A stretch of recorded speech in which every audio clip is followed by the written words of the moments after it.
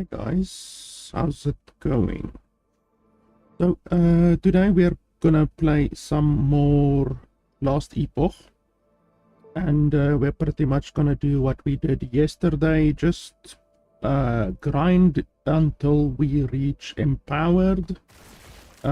We still need to do Spirits of Fire and the last Ruin, and then we can go to empowered. Now, after I streamed yesterday, obviously right now I'm streaming on YouTube and on Twitch. After I streamed yesterday, I received a bunch of comments on YouTube specifically, asking me to show the build. Now, the build isn't done yet. I don't like showing a build if the build isn't done yet. I actually have shown this build a couple of times before, because I mean I've played probably, I would say, in excess of 20 hours with this build, or at least I streamed in excess of 20 hours with this build. But I do understand that people are perhaps not in the mood to go back through my previous VODs that I upload on YouTube to look at the entire build. So I'm going to show the entire build today. I'm also going to create a build planner, because that's something that a lot of people have requested. So we're going to do a build planner. We are going to show the entire build. Before we do that, let's run through one map quickly, just so that you can see how the build actually functions, and then I will give you a full breakdown of the entire build. Actually, I changed the build from yesterday when I streamed previously, because I'm sure you guys saw yesterday the build lags a lot. Unfortunately, the developers of the game did not create the game to have 150 to 200 minions on the field at any one time. So the game really freaks out when you have that amount of creatures on the field.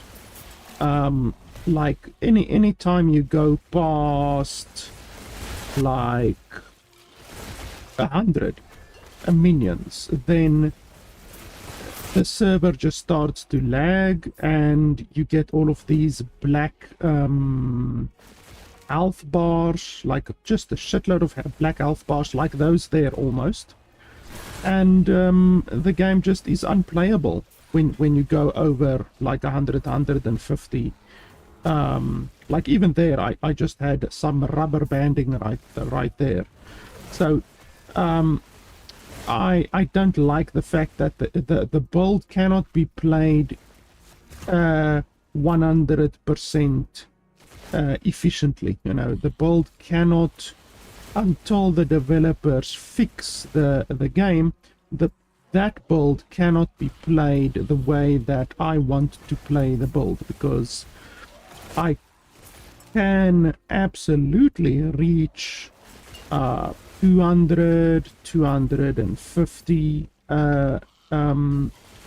minions with the build. I can absolutely do that, but the game stops me from doing that due to the lag. So until the developers fix the game and fix their servers to allow that type of build to be played, I'm just not going to be able to play that build the way that I wanted to play it. But we now just have changed the build a little bit. I basically got rid of the skeletons, and I got rid of the fire golems. I obviously had 2 fire golems and then a bunch of skeletons, so I got rid of that, and I instead pivoted to a more sacrifice focused build. So previously, we would still explode the zombies, which does a huge amount of damage, and then out of the zombies come worms due to this one skill over here. Where is it? Where's the worms? Here. Corpse parasites on zombie death 2. So you get corpse parasites that come out of your zombies, and that is how we are able to get so many worms. It's due to that that interaction there, literally that thing right there. But normally this mana cost increase and the cooldown, 10-second cooldown over here, would not allow you to just constantly summon worms, but that is where this belt comes in, where we summon 5 volatile zombies for free when we drink a potion. So that is how we are able to get that many volatile zombies, or not volatile zombies, worms. That's how we are able to get that many worms. Now you can still see I still have a crap load of worms. Like, I don't have 150 like I did yesterday, but you can still see my worms still go up to like 30 to 40 most times. It doesn't really go above 30 or 40 most of the time. So we still have a shitload of worms, and they are still doing a lot of damage. But because the game is simply unplayable with like 150 to 200 worms, as we saw yesterday, I just had to change the build. So the build still essentially functions the same way. It still destroys. As you can see, I literally just walk through enemies and they explode. So the build still functions the same way as it did yesterday when I streamed, but I changed it a little bit so that it's actually a little bit more playable, because it was quite unplayable the way that it was, just due to the fact that the developers unfortunately did not design their game to have 150 minions on the screen at any one time. Now, there's a nice little interaction that I spoke about yesterday as well, regarding the boots. I will show you guys the boots in just a second.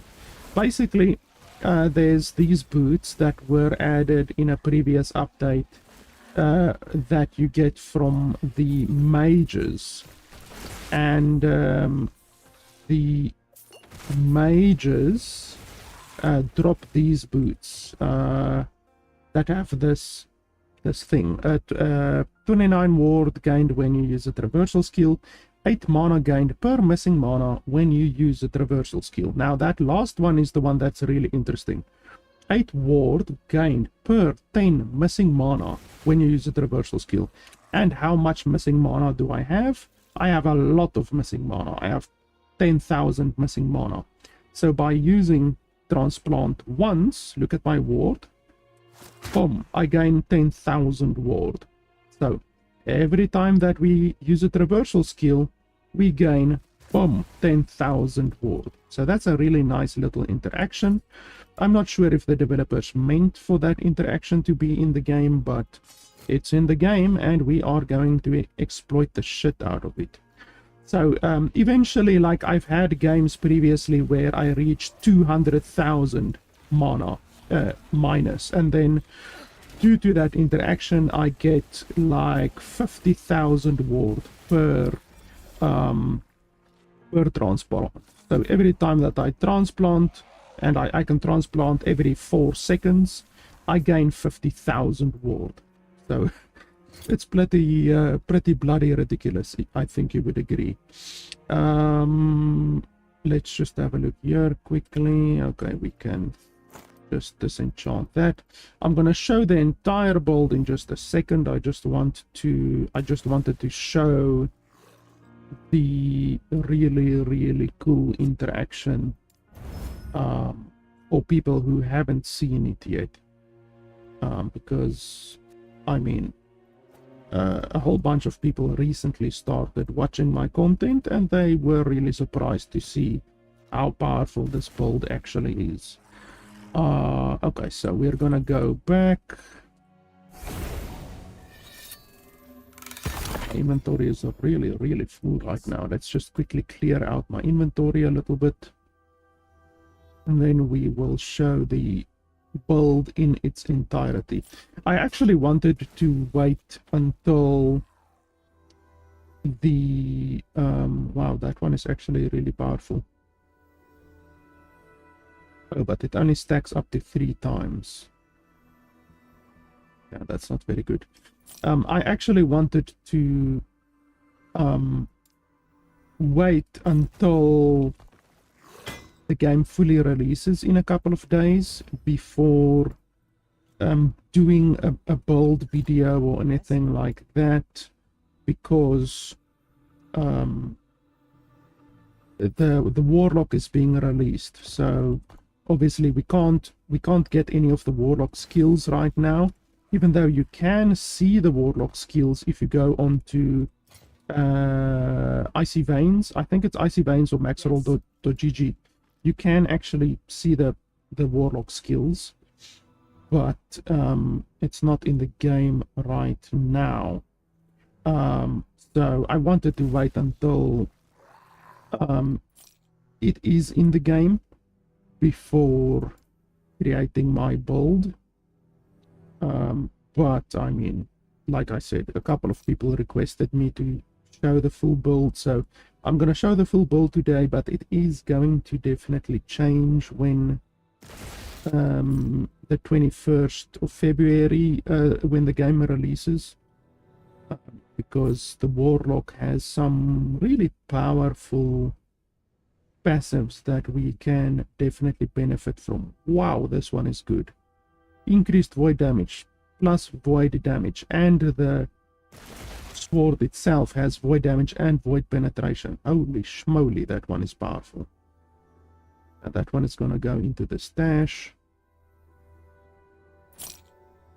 I just quickly want to clear out my inventory here, because it doesn't help we continue without having clear inventory. But yeah, I'm definitely gonna update the build in a couple of days when the Warlock skills are actually added to the game. They also revealed some new uniques as well. I might show you guys that later, but they literally today, this morning actually, they released some new uniques, so it will be pretty interesting to see how those uniques affect the game. You know, what I'm certain there's some uniques that will be pretty interesting and have some interesting interactions with a lot of different builds in the game. I don't know if it will make this build more powerful.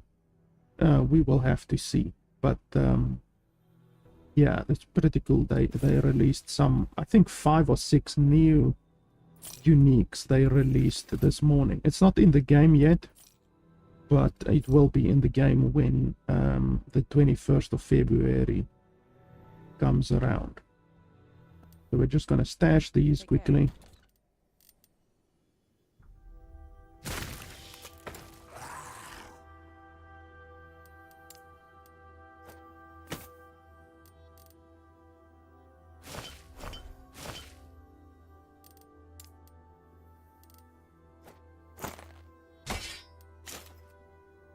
Yes, that's fine. Okay, so I already explained the interaction.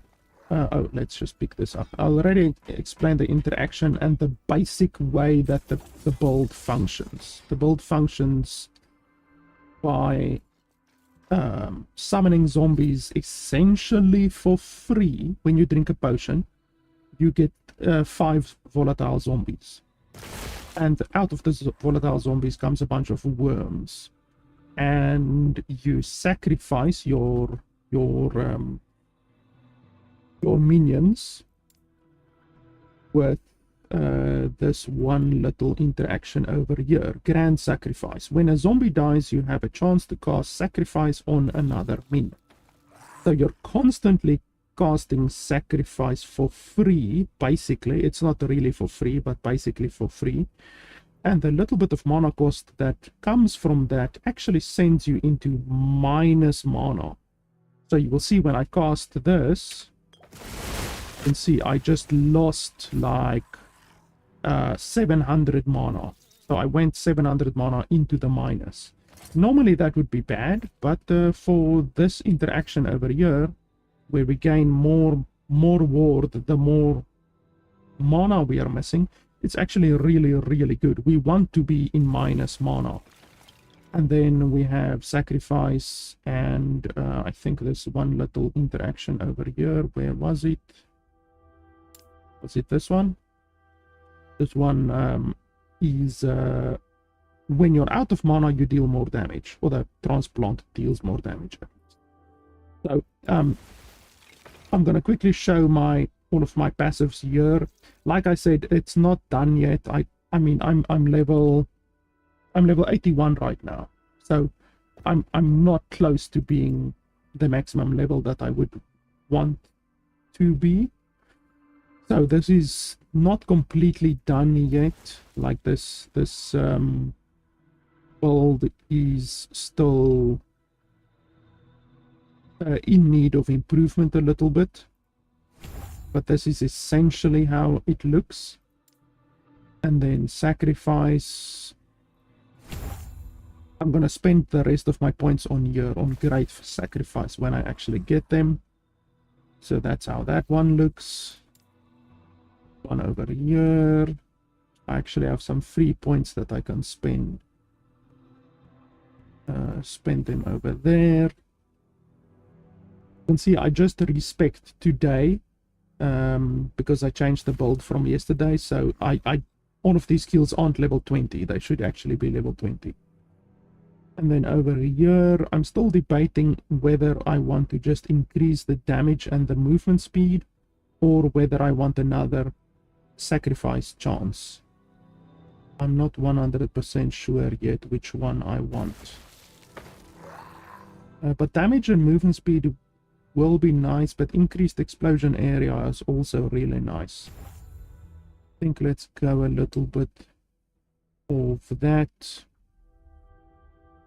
This interaction over here will also be pretty nice, but it won't give you that much ward. Like if you want more ward, you can go for this vital ward key passive over here, but to be honest, it's not necessary, because already, like I said, you transplant once and then you gain like almost 10,000 ward. So it's really not necessary to think about stuff like this that gives you more ward. Really, you can just go for damage. This build is already unkillable. It's already impossible to die with this build. Because like I said, eventually we're gonna have 300, 400,000 ward. And then this is the final passive. Obviously, I always encourage people to use your own brain when building a build. So if you want to change any of this stuff, go ahead. Like, honestly, just change what you want. You know, some people will not want like less poison resistance for the enemy. They might want to fear the enemy or something like that. You know, like you can simply change the points from here to there. Just make the build the way that you want the build to be. You know, I always encourage people to change a build if they want to. If there's something that I might have missed, you can absolutely change it, and you can even tell me in the comments below what you think would be better and that kind of stuff. So those are the actual skills, and then these are the passives. Once again, the passives are going to change when the game fully releases in a couple of days, because then we will have access to the Warlock passives as well.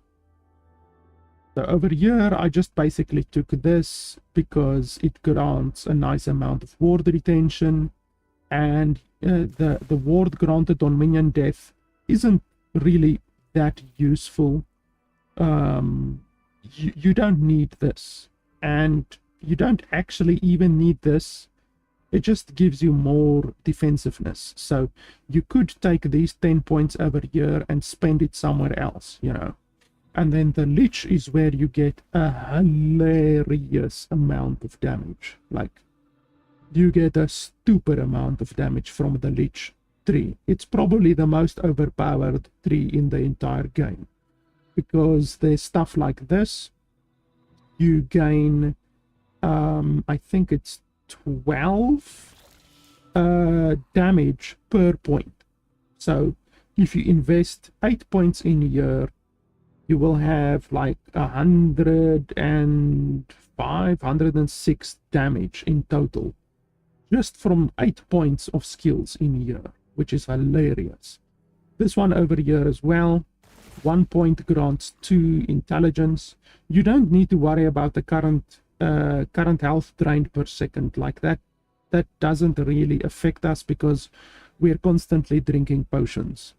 And we can't die. Like I said, this build is immortal. So the fact that this drains your health and this drains your health, and you have reduced health regeneration over here.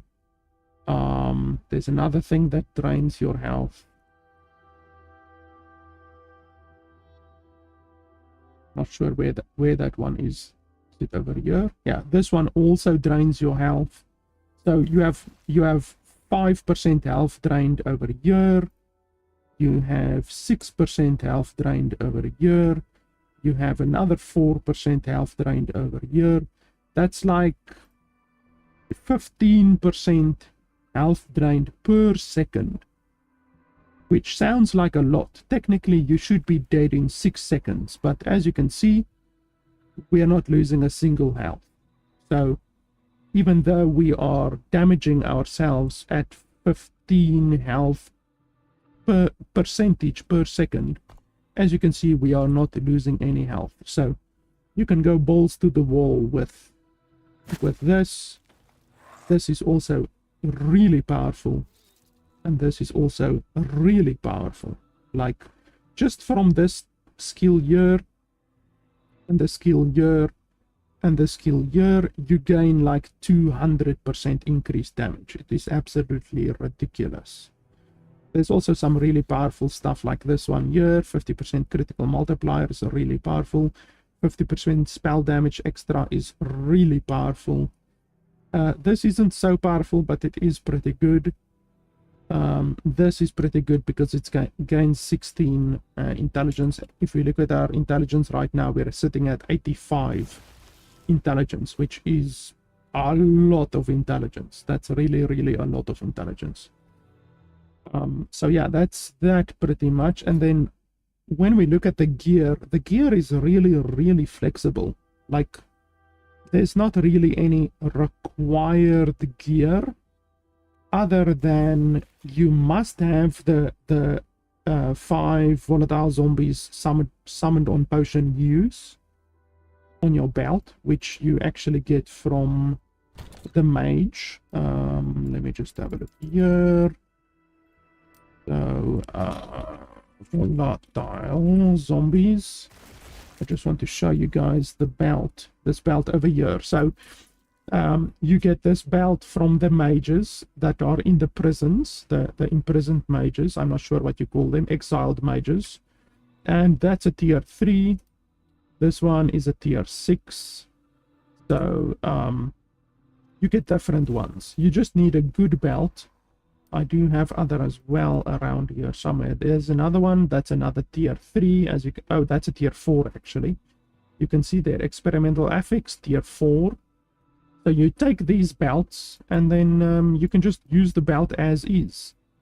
But what you want to do actually, eventually, is to transfer that belt, the affix from the belt, you want to transfer it onto this belt. Ideally, this belt is really good in my opinion. Even though it's a very, very common belt, like it's not a rare belt at all. It's actually a very common belt. But you want to take that affix, the experimental affix with 3 volatile zombies summoned on potion use, or 4 zombies or 5 zombies. Like my belt has 5 zombies because it's a tier 6 affix. So you want to take that affix and imprint it onto this belt. And this belt, I actually have more of this belt over here. Do I? Jungle. Let's have, oh, there we are. No, not that one. You can also use this belt, the scavenger, which gives you increased chance to find potions, but that's not the belt that I prefer. Jungle. Ah, there we go. So this is the belt. This is the default belt. But you need to get this belt with legendary potential on it. Like this belt had 3 legendary potential, which is really, really good. So I imprinted the volatile zombies onto this belt. So you can either use this belt, the scavenger, with legendary potential on it, or you can use this belt with legendary potential on it. Either way. But in my opinion, this belt is better than this belt. Even though with this belt, you're gonna get a lot more potions. So potions are power with this build. The more potions you have, the more power you have, because you're constantly drinking potions and summoning volatile zombies for free. So this belt is good, but I think this belt is better. So you need to get this belt with legendary potential on it. That's basically the only required gear that this build has. It's just this belt or this belt with legendary potential on it. And then you infuse this other belt. This one. You infuse this belt onto that belt. It's as easy as that. Then you can start playing the build like I am, running around just fucking exploding everything. That's literally the only required thing that this build has. And then something that is nice to have, as I showed you, is this, where you gain ward for every mana that you are missing. And because we are missing 10,000, 20,000, 30,000 mana, you are getting a hilarious amount of ward every time that you use transplant. And even though we have no mana, you can still use transplant, because transplant takes health, it doesn't take mana. So you can just transplant like that, and you gain, like right now I'm gaining 2,000 ward per transplant, but as I showed you previously, you can get 10,000 ward per transplant. I once pushed my mana down to 150,000 minus, so it was 150,000 minus, and I was getting like 110,000 ward per transplant. So every time that I transplant, I gain 110,000 ward, which is absolutely ridiculous. Like, I don't know if the developers know about this interaction, but it is a hilarious interaction. And then, yeah, like I said, that's the only required gear. None of the other gear is required, but let me show you my gear that I have right now. You can just take a screenshot or whatever if you want to.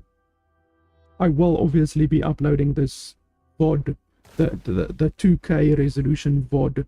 I will also be uploading to YouTube later, so you will have an opportunity to look at the entire build there as well. I will also be doing a build planner. We can actually do a build planner right now. I mean, while we are discussing the build, we might as well do a build planner. But all of this gear is, I actually want to replace this one. This one isn't particularly good, but all of this gear is very, very flexible, like extremely flexible. Like I said, the belt is the only required thing in the entire build. If you can, you should get increased chance to find potions on your necklace. As far as I know, the belt and the necklace is the only place where you can get increased chance to find potions. It can't roll on any other item, as far as I'm aware. So you should really try to get increased chance to find potions tier 5 on your amulet, if possible. Tier 5 or tier 6 or tier 7, because that will help you a lot. And then otherwise than that, the idols are completely flexible. Like, you should obviously make sure that you have your resistances capped, so you can use stuff like the idols to cap your resistances. Like, if I remove this, then I'm not capped on lightning anymore. So that's literally the only reason why I have that. If I remove this, I'm not capped on void anymore. So just make sure that you are capped on all of your resistances, and then you can go for stuff like this. Increased cooldown recovery speed when transplant. That's pretty important. It's not very important, but it's pretty important, because the more you can transplant, the more ward you are gonna have, because every time you transplant you gain ward. So that's pretty self-explanatory. And then you can also get the volatile zombie explosion damage and volatile zombie explosion area. That's not amazing, but it's pretty good. You can also get stuff like this, increased minion fire damage. That's pretty good. That will increase the damage of your volatile zombies, and obviously 61% increased minion fire damage is very good for a idol that is only 3 slots in size. It's very good, you know, 61% increase just for a small idol like this. I also have it over here, and then I have increased cooldown recovery speed with transplant. This is probably, in my opinion, the best that you can get, the best idol that you can get. It must have fire damage for minions, and then increased cooldown recovery speed when transplant. That's probably the best combo that you can get. It can obviously roll better, so if you can get 72% increased fire damage on it, and then 10% cooldown recovery speed, then it's the perfect idol. So that's a very, very good idol. If you can get a bunch of them, then it's very good. Otherwise than that, increased physical spell critical strike chance is very good to have as well. It's also an Acolyte exclusive idol. So this is a physical spell, and this is also a physical spell. So your transplant damage and your sacrifice damage will benefit from the increased physical spell critical strike chance, but it's not really important. The volatile zombies also benefit from it, but I would rather take the increased minion fire damage over the increased physical spell critical strike chance, to be honest. But yeah, that's pretty much the idols. Like I said, there's no required idols. You just basically take any combination of these idols. You can take 4 of these idols. That will be very good, because you can put 1, 2, 3, 4. So you can have 4 of these idols. You can only have 2 of these big idols. But it just really depends on what you want. But you don't need health. Like, this one gives increased health. You don't need health at all. You do not benefit from health in the slightest with this build, because as I said, you're unkillable with this build. So health doesn't matter. You don't need health on any of your gear. I think I have health. Like, here I have health. That's completely useless. I need to get something different. You don't benefit from health or vitality at all. So So vitality, you don't want vitality, and you don't want health either. You just want ward retention, and yeah, that's basically it. Ward retention is the best defense, the best defensive layer that you can possibly have. While we are just standing here, not doing a whole lot, let's create the build quickly, because a whole bunch of people asked for a build planner. So let's quickly look at the build planner and create a build planner quickly, because I don't have a build planner for this build yet, so we might as well create one quickly. Then people can stop asking, and I can just link the build planner to them when they ask. So we can also see the Warlock skills here. I had a quick look at the Warlock skills. Obviously, yesterday, in my stream yesterday, I explained why I haven't created a theory crafting video or a build planning video on the Warlock yet. I explained it all yesterday, so I'm not going to go over that, but I will be doing it when the game releases on the 21st. So this is not good. We won't benefit from that. That is not good. This is good. Chaos Flames is pretty good. And this is not good. We don't want mana, so we don't want extra mana. So you can probably take this one and then take five skills in that. That will not only increase the damage of all of your explosions, but it will also ignite the enemy. So you can put 5 skills in that one probably, even though, let's see what else there is. Spell damage for curses. We do use a curse. What's the curse's name? Bone Curse. So we do use Bone Curse, but I don't know if that will be very good. You gain additional mana per point of intelligence. That's not good, because we don't care about mana. We don't use mana that in that way. So none of these are actually particularly good. Increase physical damage per point. That's good, because we do actually do physical damage with our spells. Ward decay. Ward per second per 2 intelligence while channeling. Nope, we don't use that. We don't really gain a benefit from any of these, to be honest, except this one, which is okay. Health leech. We don't care about health leech because we're unkillable. Vitality. Ward decay threshold. Ward decay threshold. Yeah, we don't really benefit from any of this stuff. So yeah, we won't really benefit at all from any of the Warlock passives, except this one. This one is not bad. You know, you can throw a couple of points into Chaos Flames if you really want to.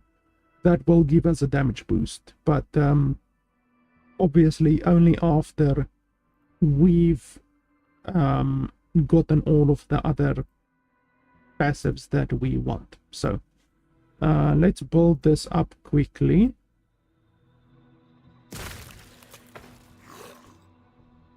We're just gonna do the build quickly, and then like I said, people will hopefully stop asking me in the future for a link to the build for this build, you know. That one is pretty good. Yeah, that's pretty much that. And then for the necromancer, like I said, you don't need this. Like, this is not particularly good. But if you don't find any better skills than this, then you might as well take these. But it's not really good. Like, obviously you have to choose a priority of what is good, what is not good when playing the game. Oh yeah, that's another thing. You can actually gain a lot of benefit when you run this build on low HP. So you can totally turn this build into a low HP build. Currently, I am not running it as a low HP build, but you can do that. If you have the gear, then you can absolutely do that. You can equip a couple of items. There are a bunch of items that will take you to low HP. I actually have one over here. Let me show you guys quickly. It's a unique item. This one. So you can totally take this item, and that will put you on low HP. We can actually have a look. Like, just by wearing this item, it should take you on low, I think. When is low actually? Is it below 50%? Below 50%, I'm not sure. Let's have a look here quickly. When is low actually? At low life, 35%. Okay, when you're below 35%, so you need to get your health below 35%. So what would that be? That would be and now I need to bloody get a calculator here. Just 1 second. Percent. Not sure what 35% of 1200 is. Let's have a look. What is 35%? 70.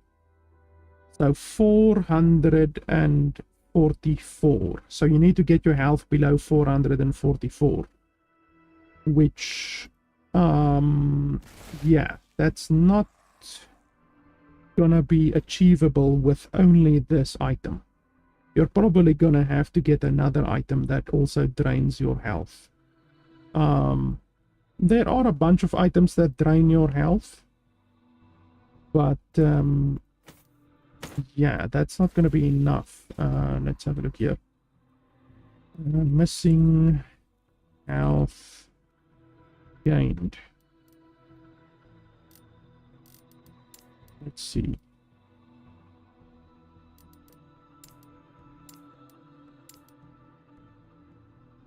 These boots, you could also use the... Oh, no, wait, you can't use these boots because we're using these boots. So, yeah, that won't work.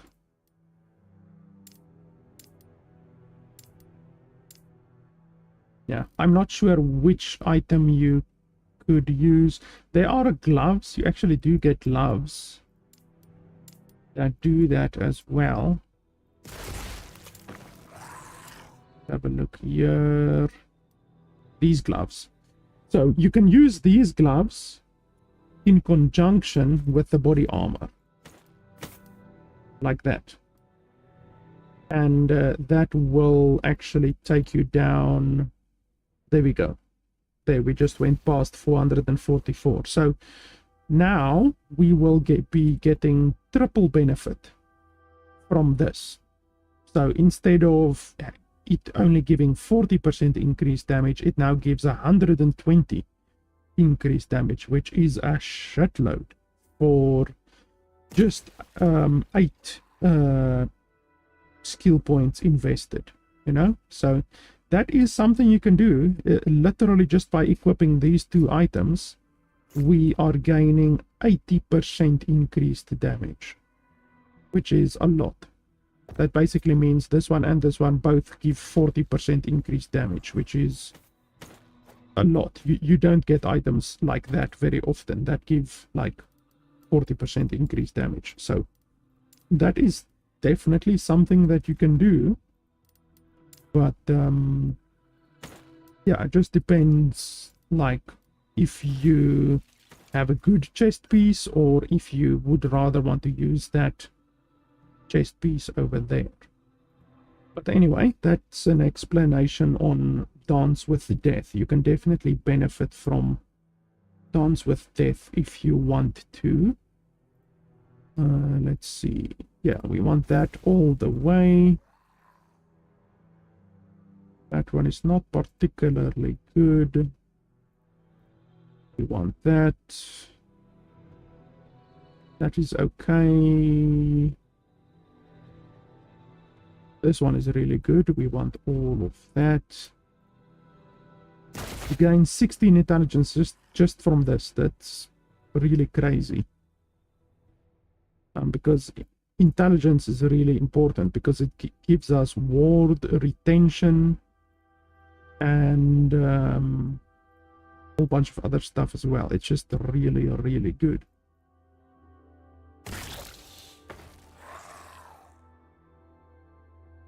All of that.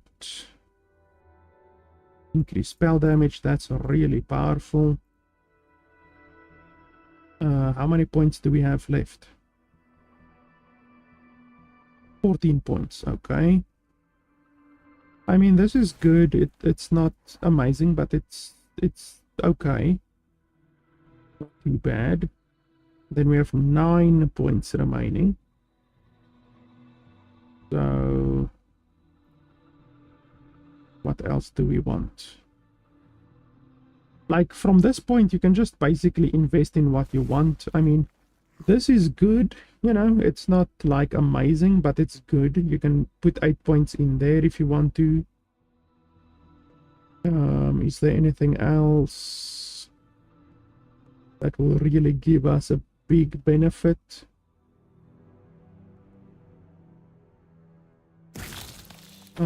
This is not bad. You could take that if you wanted to, but it's not like amazing. We don't want health because we don't benefit from health. You could take this. 25% ward retention will be nice. It's not a huge amount, but 25% ward retention is definitely something that can be considered.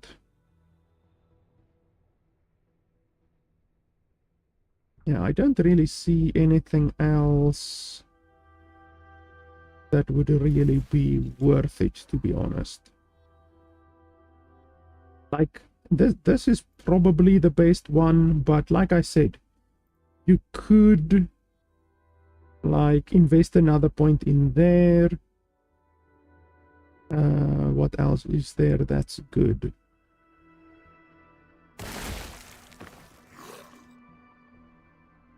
You can put 1 point in this, even though the durability of our minions don't really matter. We really don't care about the durability of our minions. You could maybe find something over here that could give you a little bit of a benefit. This is not bad. Increased physical damage. We do physical damage. You could definitely take something like that. But yeah, there's nothing really good. The 6% fire damage is nice, but I think this will be better because this gives penetration. Penetration is better than simply having damage. So I guess this is the best one. So that's how the skill tree will look. And yeah, like I said, I don't think you will gain much benefit from the Warlock except with this, but I think this setup right now is probably the best one. That's really, you're not really gonna get much better than that, to be honest. And then I guess I should set up these skills as well. I wonder, can we just load our character? How do you do that? Enter a name. No. How do you actually import? Can't you import? I don't know if you can actually. You will probably have to sign in to import. Let me see if I can actually quickly do that. I'm just gonna do this, and then I'm gonna see if I can quickly import. Just 1 second.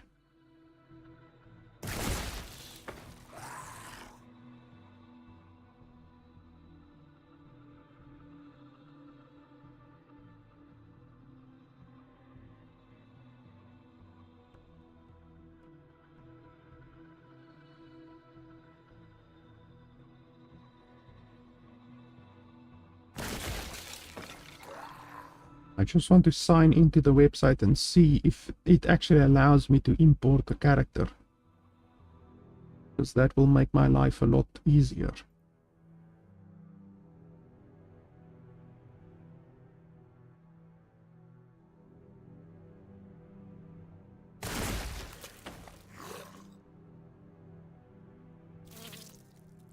Because obviously the gear doesn't really matter. It's just the skills and the passives and that kind of stuff that actually matters.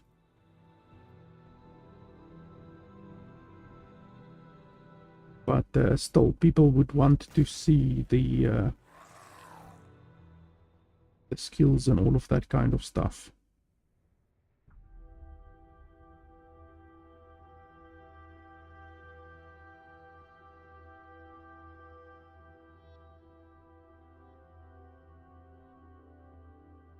Ah, here we go, import.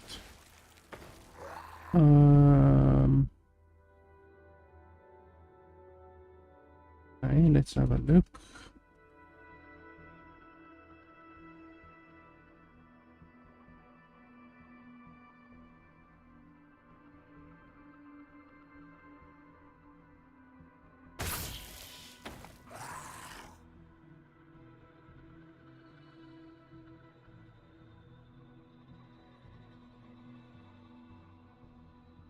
Oh, there we go. Yeah, I can actually import it.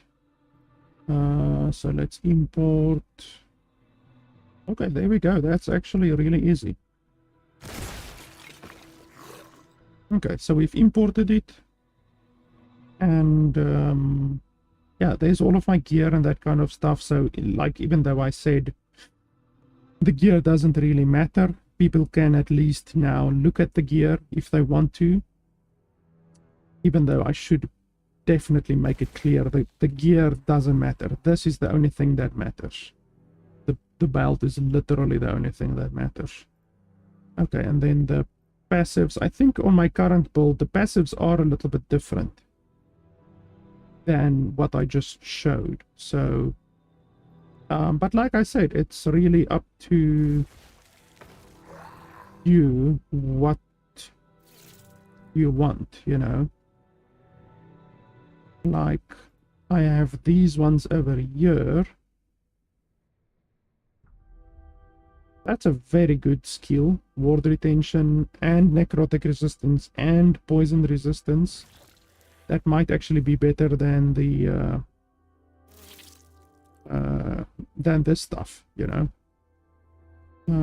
That's not good. I want to get rid of that actually. But the rest of the stuff is very good. So yeah, I would remove yeah, like that. That's very good.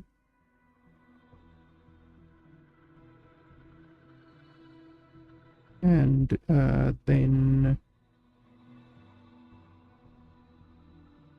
we can go. How many can we remove here? Yeah, not a lot. Okay, so that's that, and then over here, what I would probably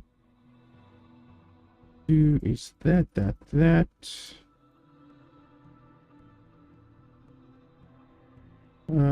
It's going into minus right now, but that's because I'm not the appropriate level. So let's set the level to 100. There we go. And then anything we want to change, this I should actually remove. Don't actually need that. Actually a couple of things that I can remove and improve. We want 2 in that. And we have 7 points remaining.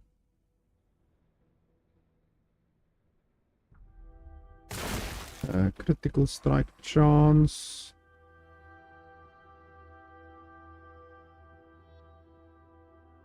And then that. So over here, basically, you can make the choice. Do you want a little bit more resistances? You know, like 40 ward and 20 necrotic and 20 poison resistance. That's not like a huge amount, but for 5 skill points, like 5 skill points, it really is not a lot for all of that benefit. And this is a little bit wasted, you know, this is 1 skill point that is basically wasted, but this is very good. So you can just choose, do you want more durability and more defensiveness, because this gives a lot of defensiveness, or do you want physical penetration? So you can get physical penetration, or you can get a little bit more defensiveness. It's just really up to the player. Like I said, you can customize any of these skills really the way that you want to. And then my actual skills haven't updated yet for some reason. Yeah, they haven't updated at all yet. So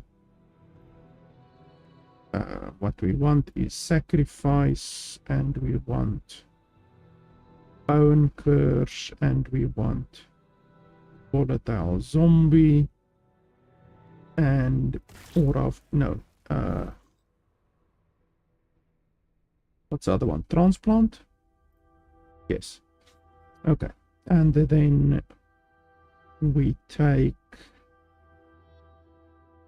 volatile zombie, and then yeah, that's already applied. Transplant, bone curse, sacrifice, and plague. Yeah, that's fine. I think yeah, like I said, you can change any of this that you want. You can just make it the way you want. Obviously, I have a certain playstyle, and that playstyle will be different from someone else's playstyle. So it just really depends on the way you want to play. The best that I can do is give my input and my opinion, and people can then choose the way they want to play, or the way they want to build the build.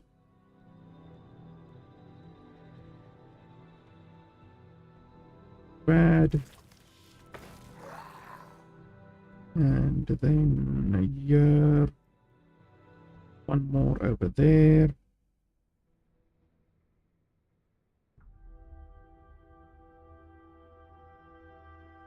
Unfortunately, here we don't have a huge amount of extra benefits that we can get. You can do something like this. Yes, for that one last point. And then volatile zombies. Once again, there's a fair amount of changes you can make here based on your playstyle. You can kill more zombies faster if you want to. I actually think that will be good. And then you can increase the explosion range, or you can increase the damage. If you increase this explosion range, then you will map faster. You will be able to clear the maps faster than if you do the damage. If you do damage, you will do more damage against bosses. So this is, you can add 2 points there for bosses, or add 2 points here for mapping. I'm personally gonna leave it like this for mapping.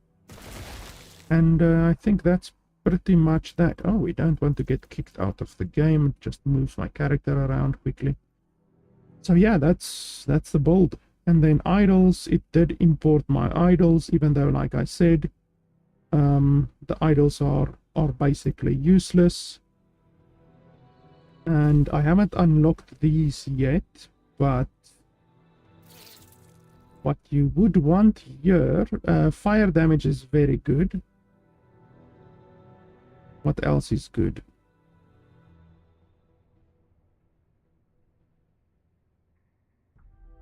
Yeah, fire damage is probably gonna be... Well, minion damage can also be good.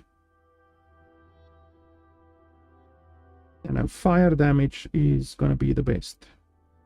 And then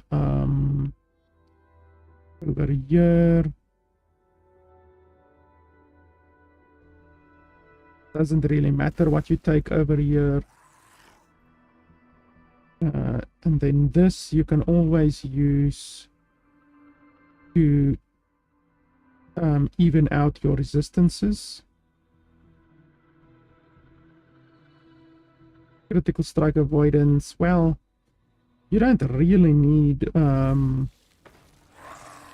more defensiveness, to be honest. Like, you could take critical strike avoidance, but honestly, you don't need it. Like, all resistances is really good.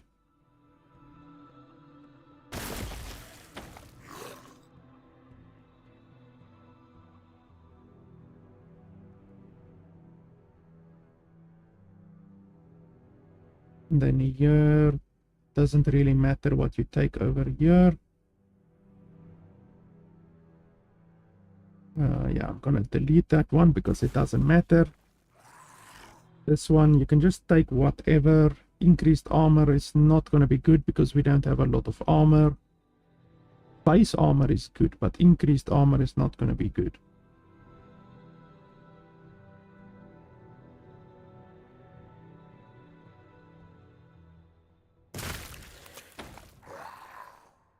Yeah, probably just resistances. Like, you can take cold resistance, or you can take physical resistance.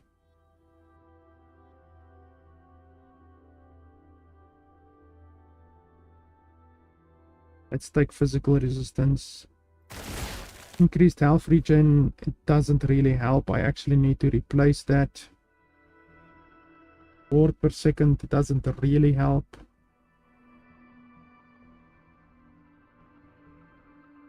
I mean, increased health regen is okay, but it's not really what you want.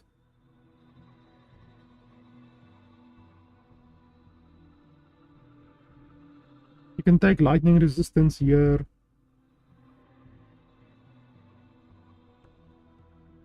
Yeah, I'll leave it on health regen. It's not terrible.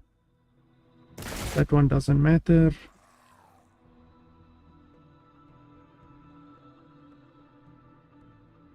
Critical strike chance is not bad.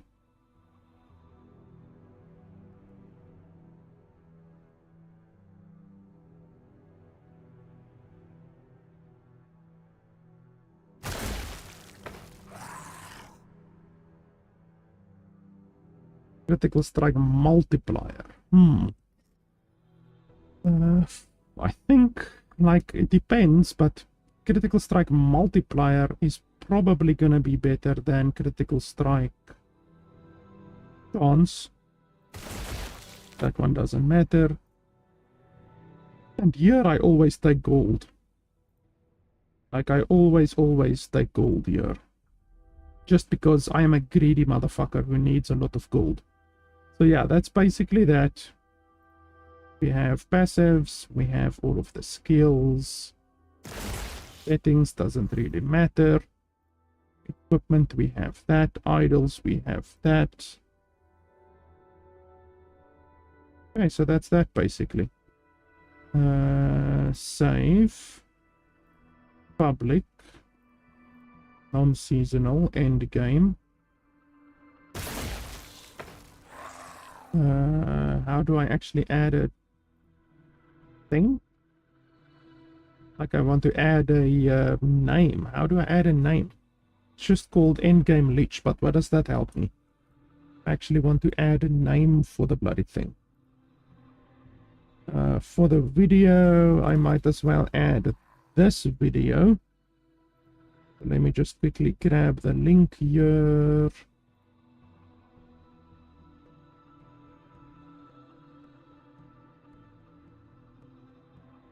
Go.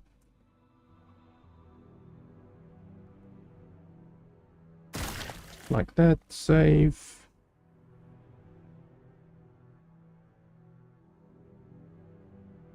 And then that is the planner link. Okay, so I'm going to take the planner link, I'm going to put it in Twitch chat and in YouTube chat for everyone to have. And that's that. Now people can stop asking me for the build. Like I said, the build is really flexible. Really all you need is the belt. Once you have the belt, you're happy. Then you can do what you want.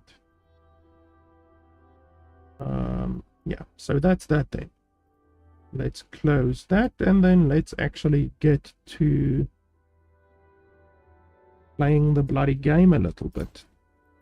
Been standing still for so long now. Yes. Melee. Now that.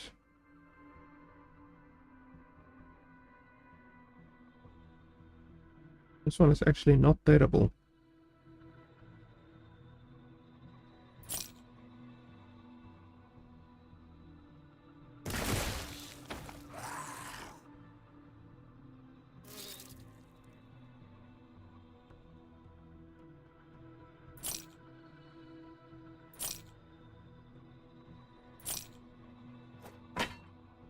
Take care. I also want to make 1 or 2 adjustments to my skill tree because as we've seen now, my skill tree is not 100% efficient. I actually only realized it now when we did the thing, when we looked at the actual build. I realized that it's not 100% efficient.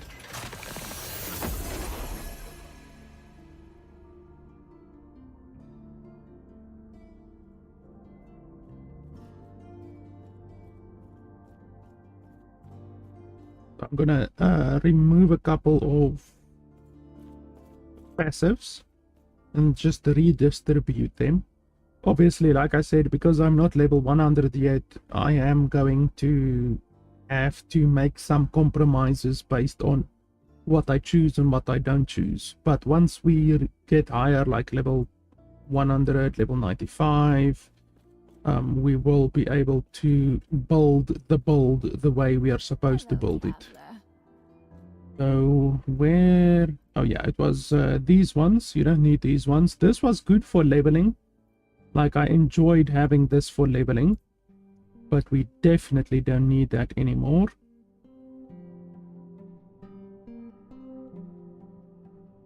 That's fine. Here we can remove 2 of these points.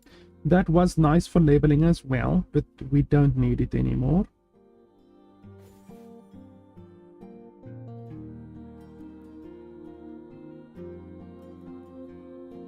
Yeah, that's pretty much fine.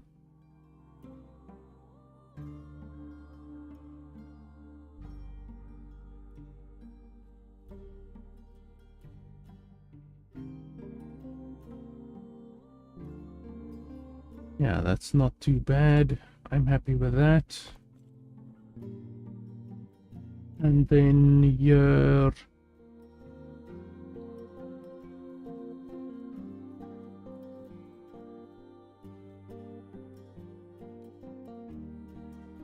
7% increased spell damage. That is a hell of a lot of spell damage.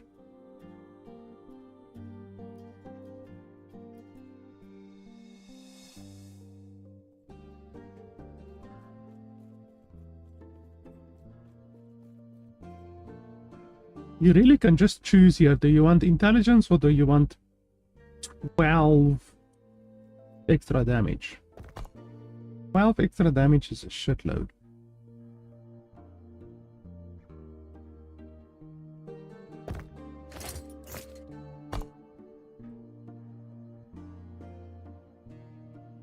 Because both of them is gonna drain your health, so essentially the same thing.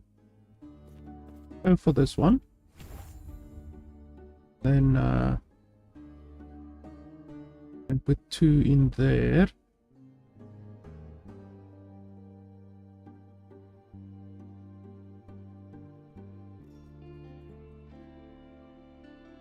I think intelligence.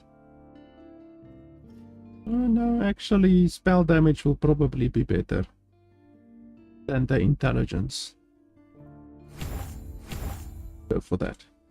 Yeah, so now we are pretty much as efficient as we're gonna get.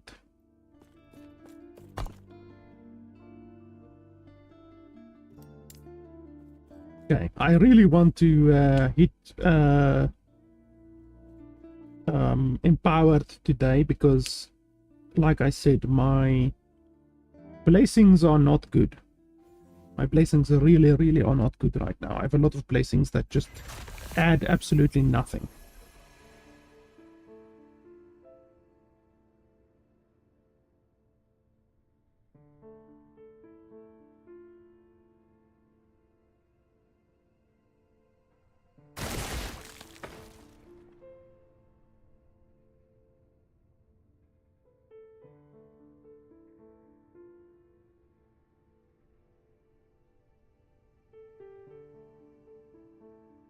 On loading screen. I do have the game installed on an SSD, so there's really no reason why the game should take that long to load.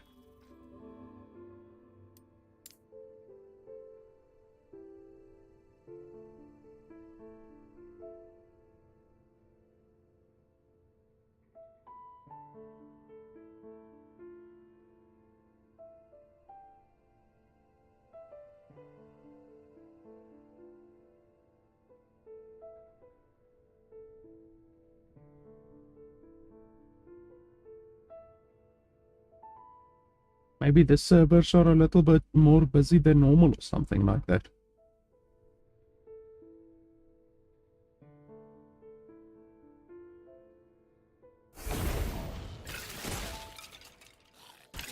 Okay, well that's a lot of server lag.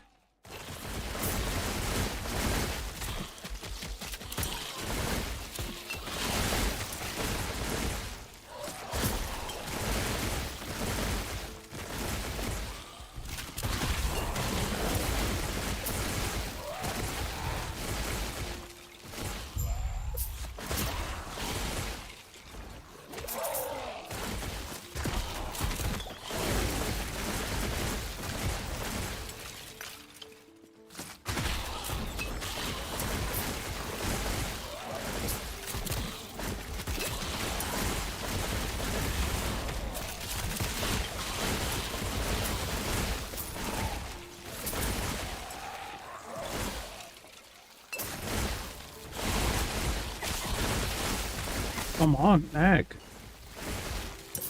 You see, even with the reduced amount of enemies, well, a reduced amount of minions that I summon, the game is still like lagging like crazy.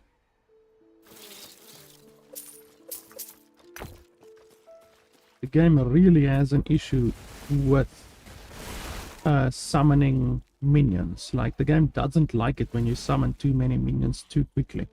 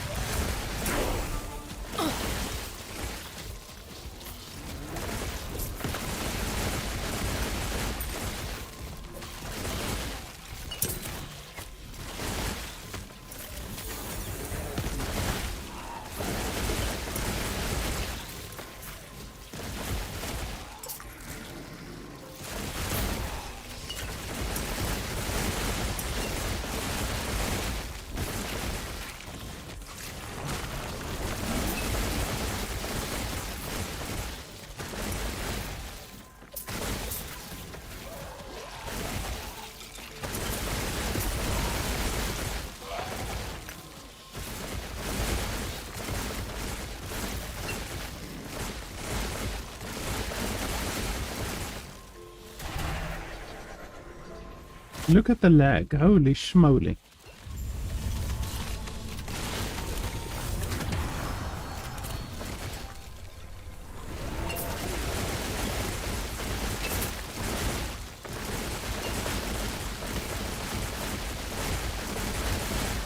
Come on, lag. Like, I clicked on this item a long time ago already. Look at that. They're just dying, spawning, and I'm not doing anything even. Look at that. My amount of minions are going up and down, up and down, up and down, and I'm not doing anything anymore. And I'm still laggy. Seriously, this game does not like this build. Even after I nerfed the build, it's still laggy like a bastard.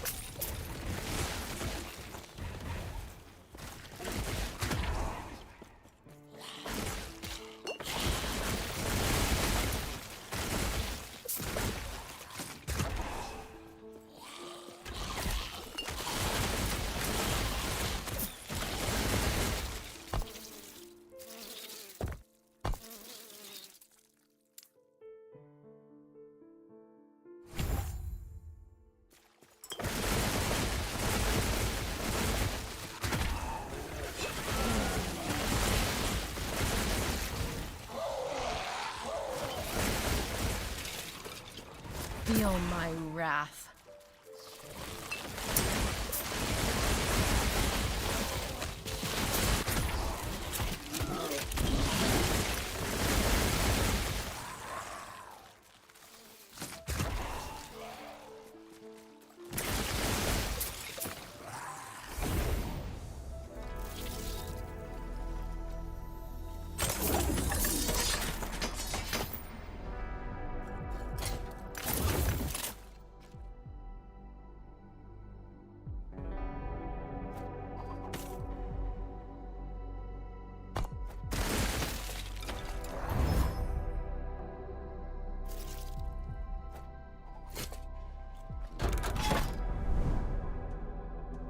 The unique over there.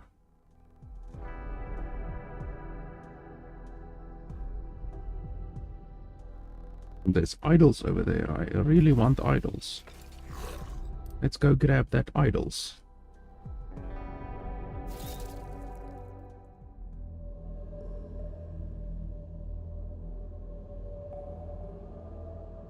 The only thing that sucks right now for us is that every time that we level up, we lose our minus mana.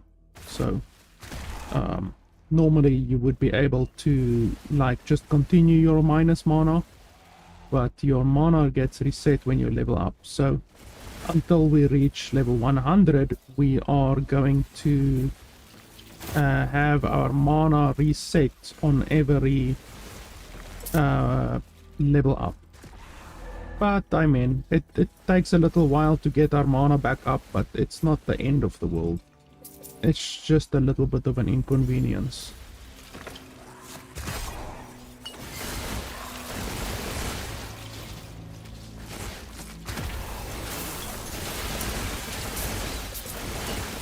But like I said previously, this morning I played a little bit and I had like 250,000 ward, like basically constantly. Come on, lag.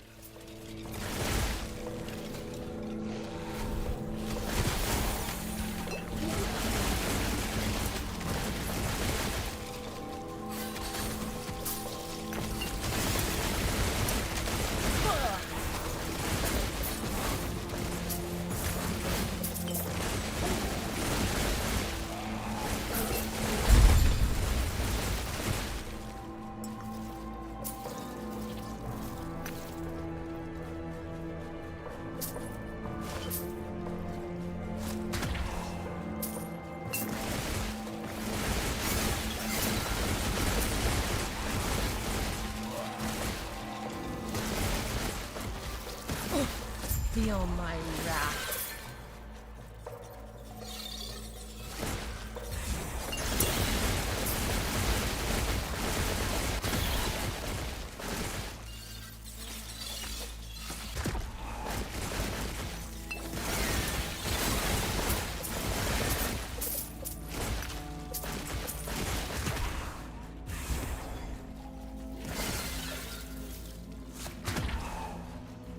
You can see we're getting around 12,000 ward per cast now. And it's just gonna keep on going up. It's never gonna stop going up. The lower our mana goes, the more ward we get.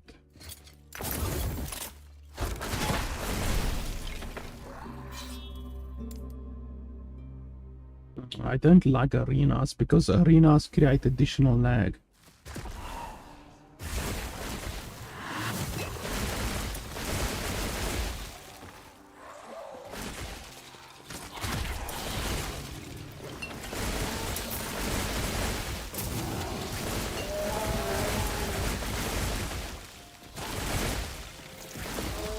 Come on, lag. The dudes aren't even responding.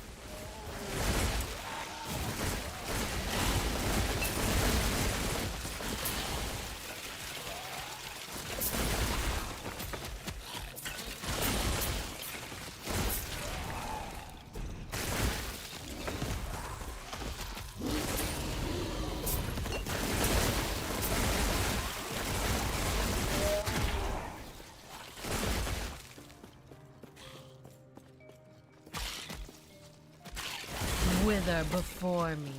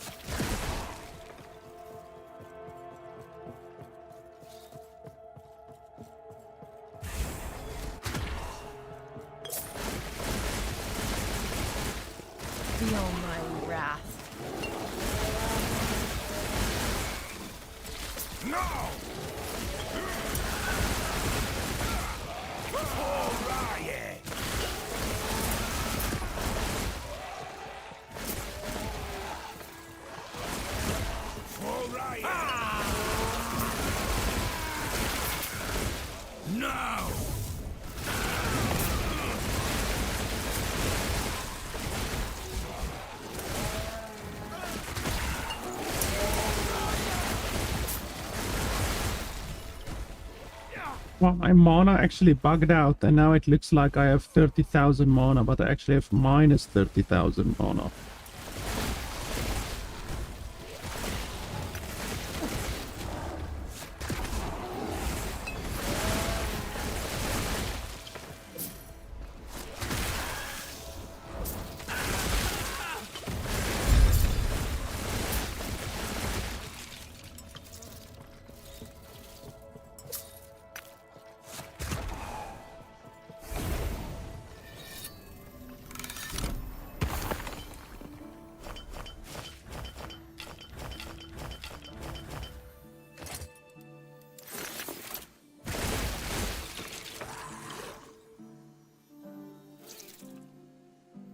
That's not too bad.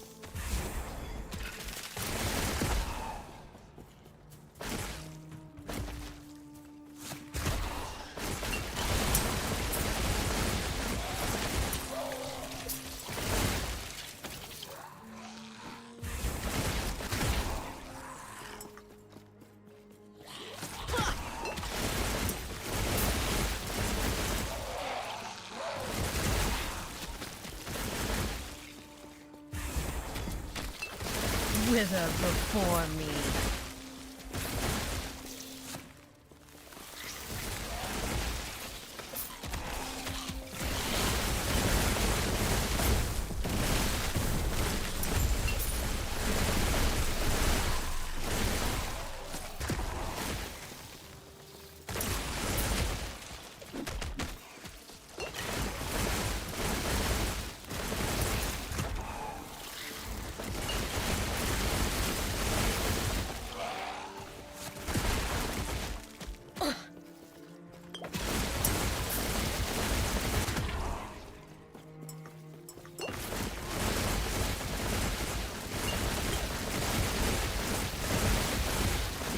Look at the lag. I can't even bloody... I'm rubber banding.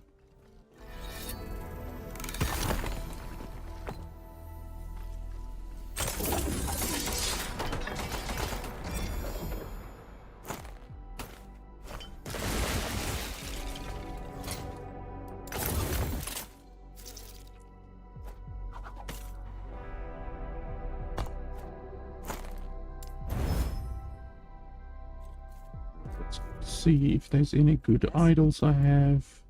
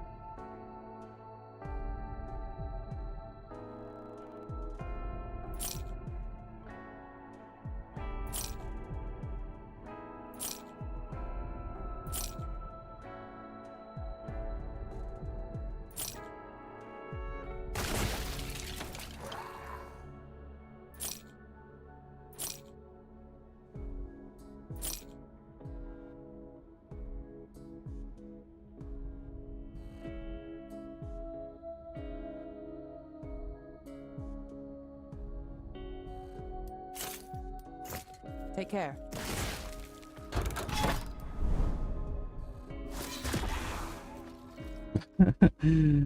$35,000 ward for a single transplant. Look at this. Boom. 30,000.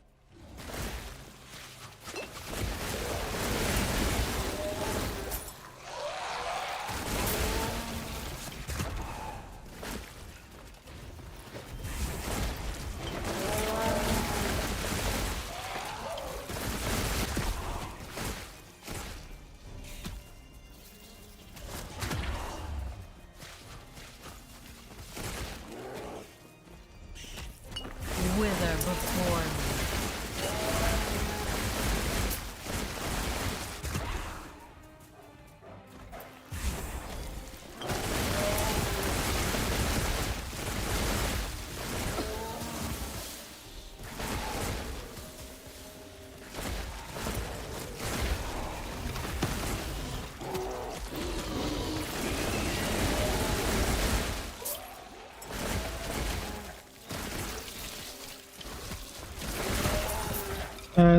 The RX bones is not necessary. I simply am using it because the build that I had previously used a whole bunch of skeletons, and the skeletons benefit from it, but this build does not benefit from it. So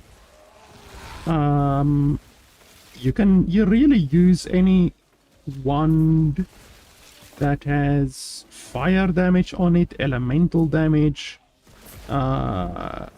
physical damage works as well, since your main damage dealers are physical damage spells, critical strike chance, anything like that. I don't really have a unique weapon in mind that you could really use with it.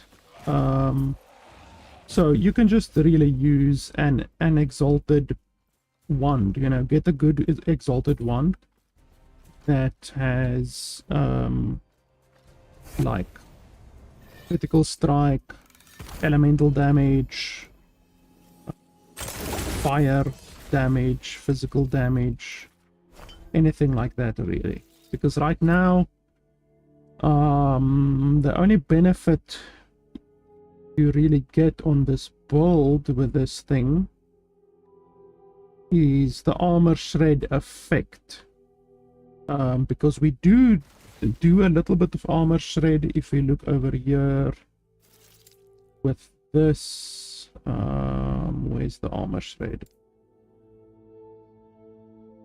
Armor shred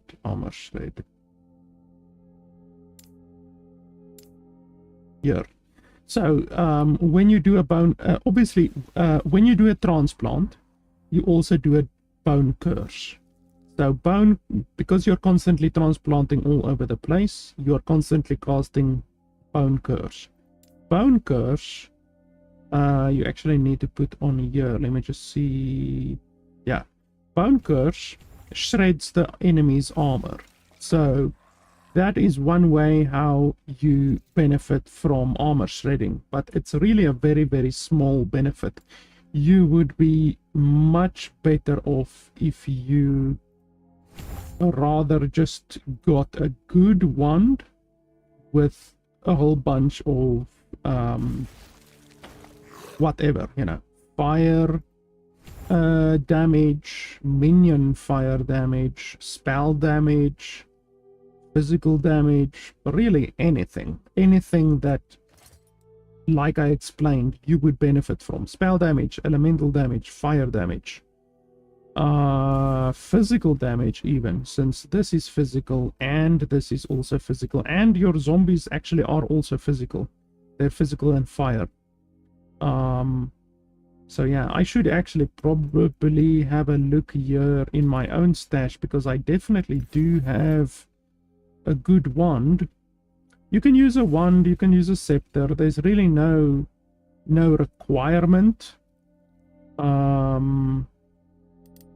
But as far as unique items go, I can't really think of a unique item that would really benefit. Like, you could use something like this.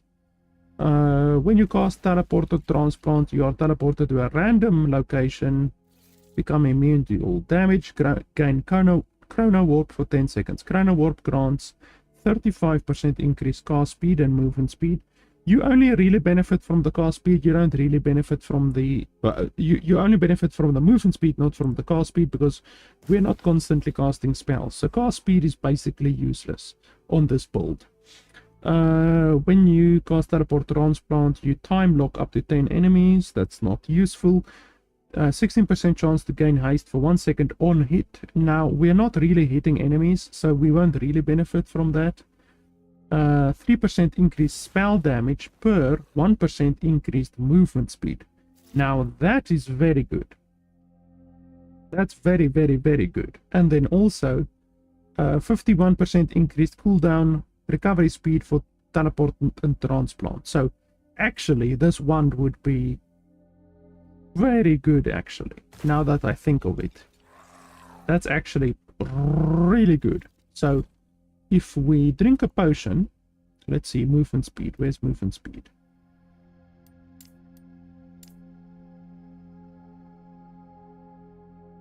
Where does it actually show your movement speed?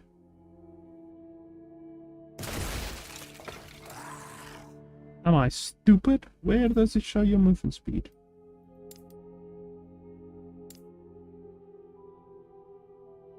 There has to be an indicator for it somewhere.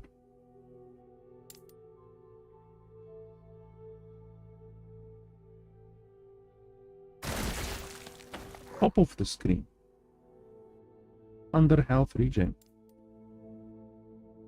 Oh, there. Okay, thank you. I'm stupid. So, if we do transplant and drink a potion, let's have a look.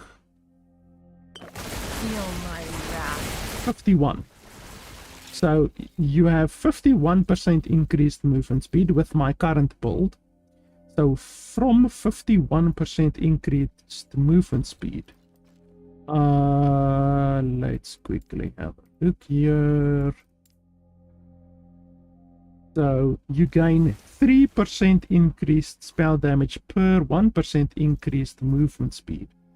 So this wand will actually give you 150% increased spell damage, which it's not a huge amount.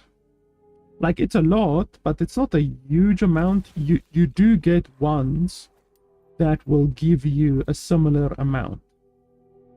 Like, I don't think I have any ones here really that will do that, to be honest. Let's quickly have a look.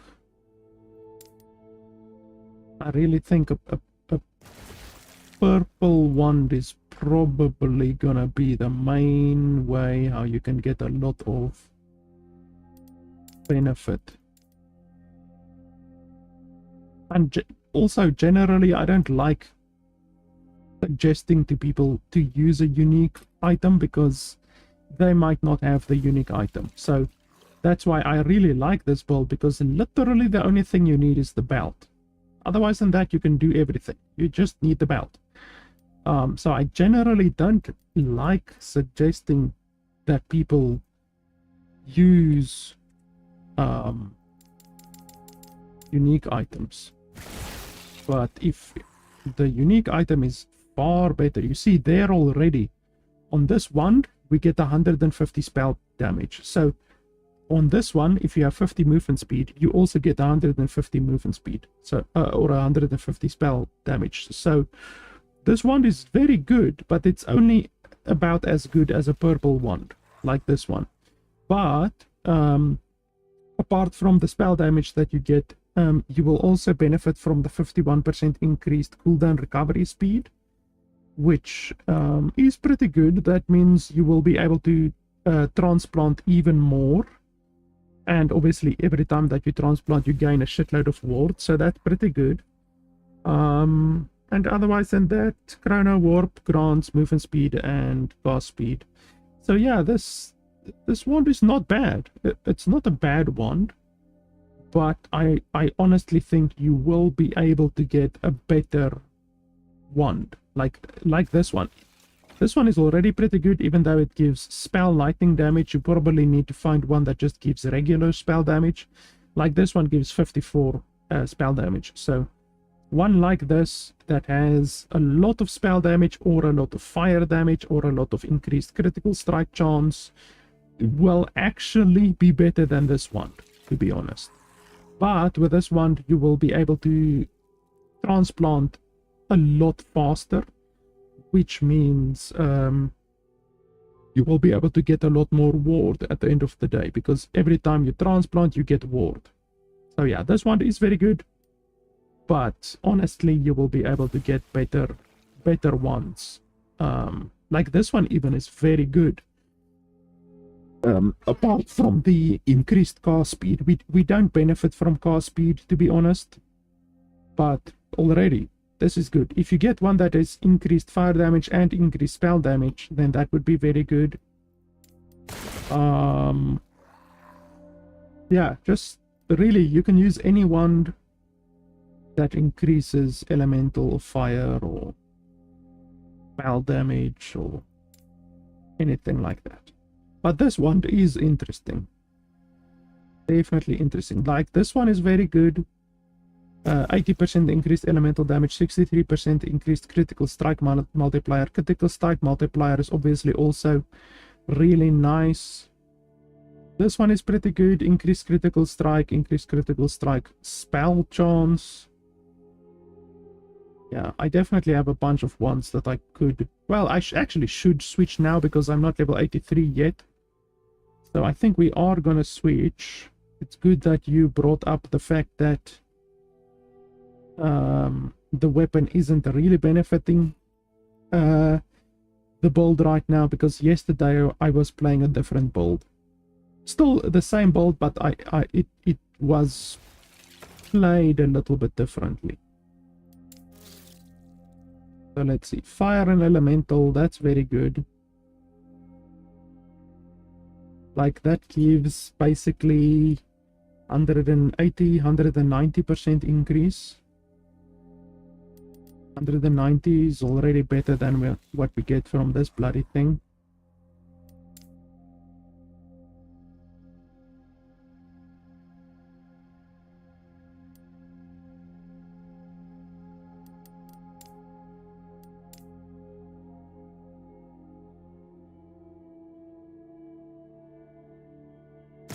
I don't want the one that gives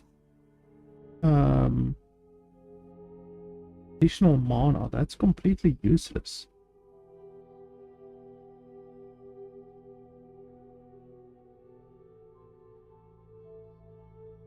Yeah, that's not a lot.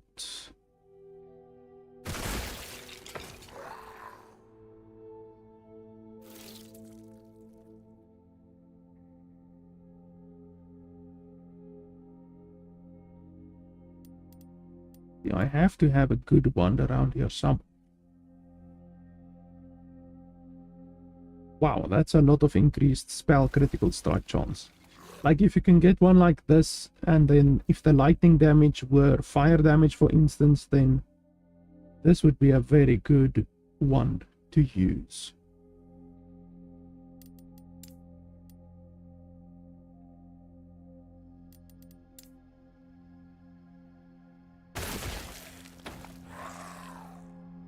The increased curse damage from there, actually we also benefit from, because the bone curse, you can actually increase the damage of the bone curse. So even a wand like that is not terrible. This one doesn't seem too bad, but the -3 mana spell cost I think would not be good for us in general, because we want to spend as much mana as possible, to be honest. But I think all ones reduce your mana cost, so there's not really anything you can do about that. You could use a scepter instead, Like a scepter actually does more spell damage than a wand. You can actually definitely do something like a scepter. Let's have a look. Scepter. Maybe I should be looking at scepters instead of wands. Well, this one is already not bad.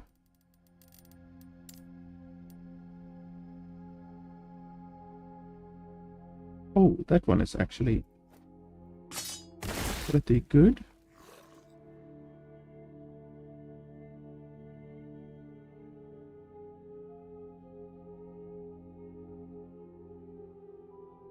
Yeah, this one is better. Yeah, I would definitely, I think, go for a scepter instead of for a wand, because the wand reduces your mana cost.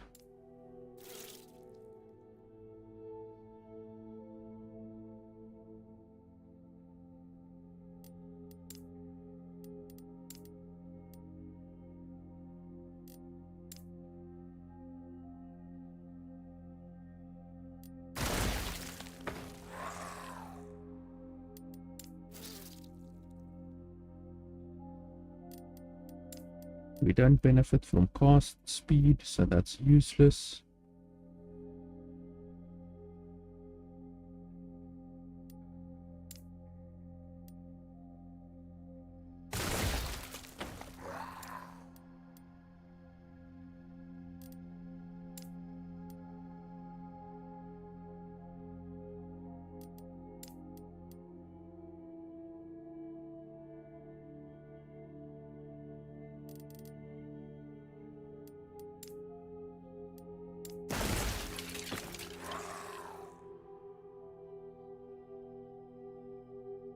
That one would be good if we could change the cold damage to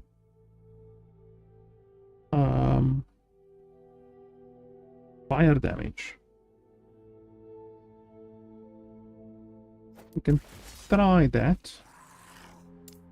Let me just see if there's not anything else that's better.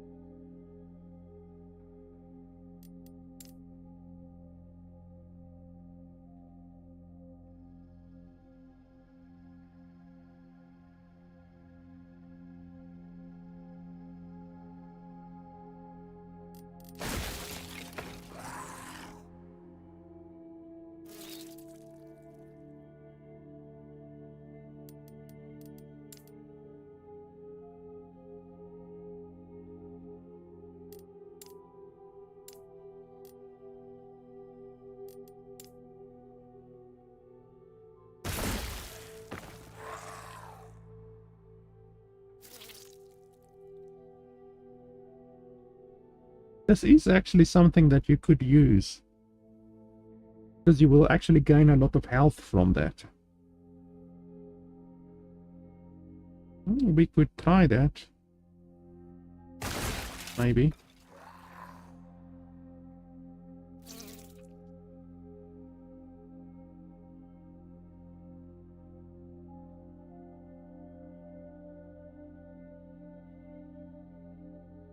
That one is very good.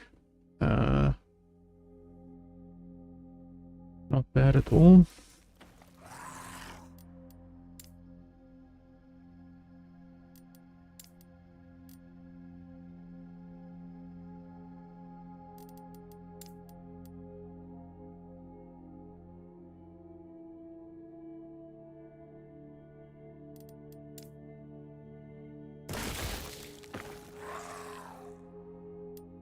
Let's try this one.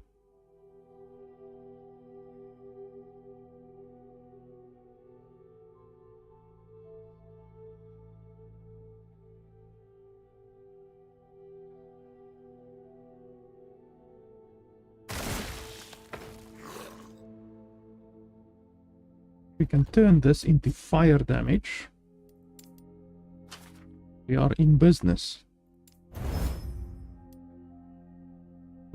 Physical damage.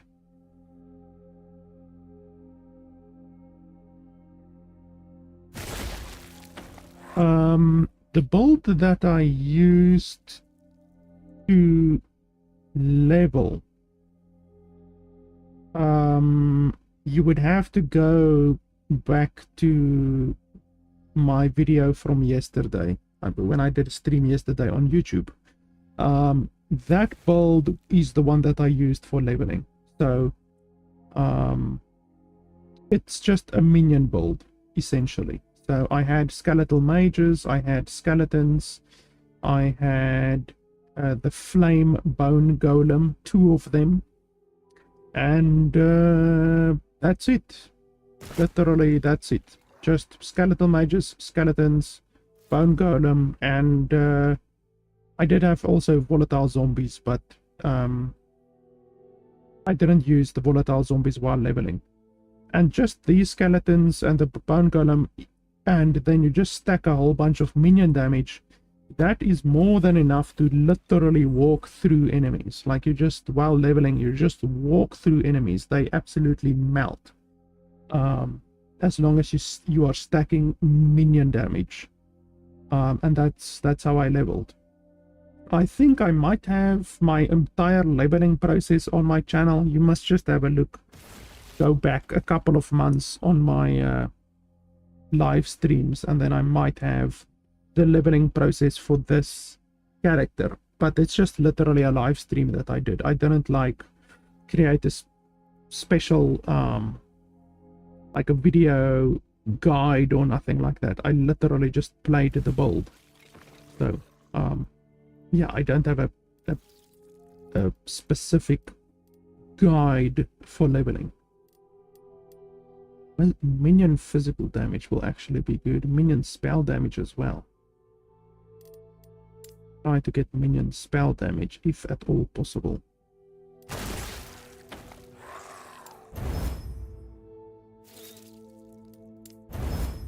Ah, there we go. Minion spell damage. That's very good. And then increased physical damage.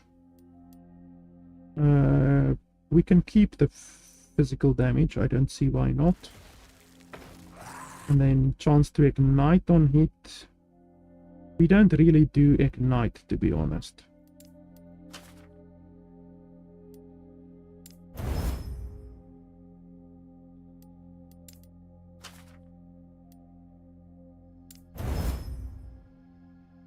Health on kill is not particularly useful. Holy shit. This wand turned out to be almost perfect. Like, increased minion physical damage will benefit the zombies. Increased minion spell damage will benefit the zombies because they're physical and they're spell. And then increased spell damage will benefit the zombies, our sacrifice, and our transplant, and the explosions. And then increased physical damage will benefit transplant, sacrifice, and the zombies once again. So this is actually going to be a rather noticeable increase to our damage. But we might switch to this wrong warp. I think we need one more level. I'm not even sure what level I am right now.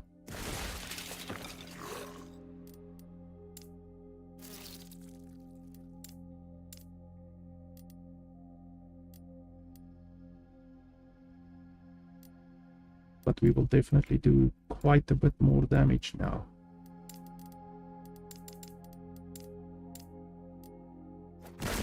I used the RX bones while leveling. That's why I still had it equipped. But obviously, as you saw, we need one more level. As you saw, we obviously have no problem killing any of the enemies. Because that's just how powerful this build is. I just love being able to transplant and gaining 30,000 ward from a single transplant. It's fucking insane.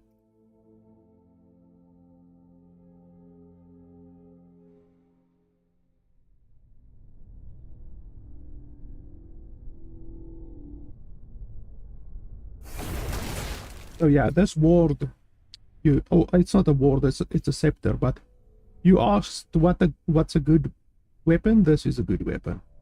Any physical damage, spell damage, fire damage, anything like that, minion damage, you will get benefit from. Even though spell damage and fire damage is probably the main thing that you want to be aiming for in general.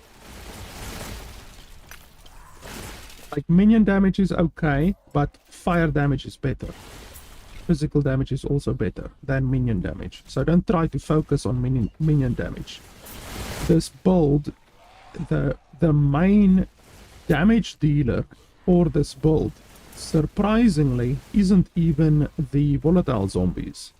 The main damage dealer for this build is actually the sacrifices that you do. So the sacrifices, if you look on there, 60,000 DPS. Whereas the volatile zombies, I can't see the damage of the volatile zombies, but I can assure you it's nowhere near 60,000. The sacrifices are the main damage dealer, and they benefit from fire damage and physical damage mostly, and spell damage.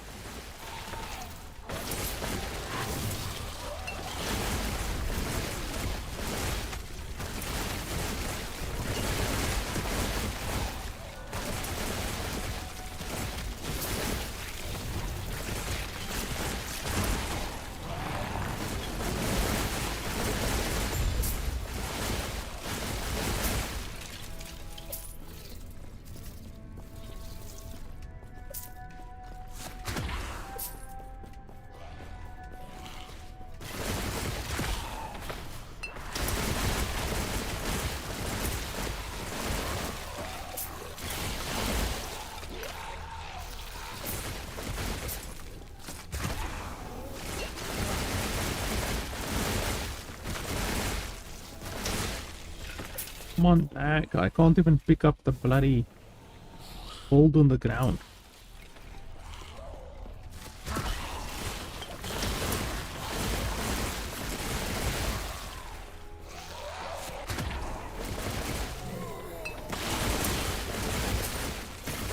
Our mana is so bugged out right now that it's showing as minus 16,000, but it's actually not. By my estimation, we're more like minus 50,000 mana right now. Because if you look at my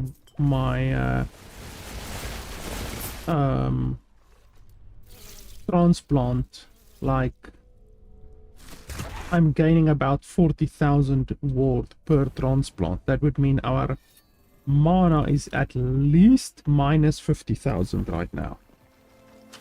So our mana is bugged. It's not minus 60. It's not 16,000. It's actually like minus 56,000 actually. So this build unfortunately breaks the game in more ways than one. But that's fun. It's fun to break a game, isn't it? Some people enjoy just playing a game normally. I enjoy breaking a game if I can. Or at least breaking the meta.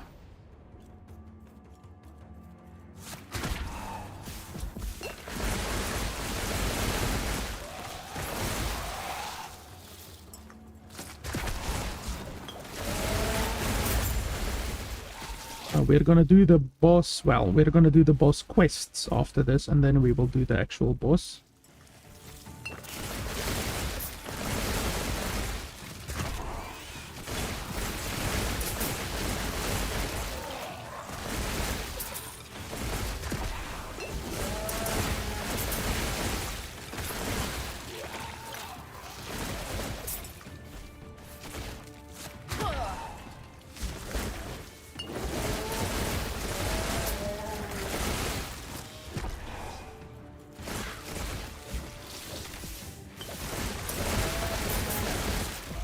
You should obviously, if you don't have the belt yet or the boots yet, then you should always do these mages, these imprisoned mages, because that is how you get the the belt and the boots that make the build work.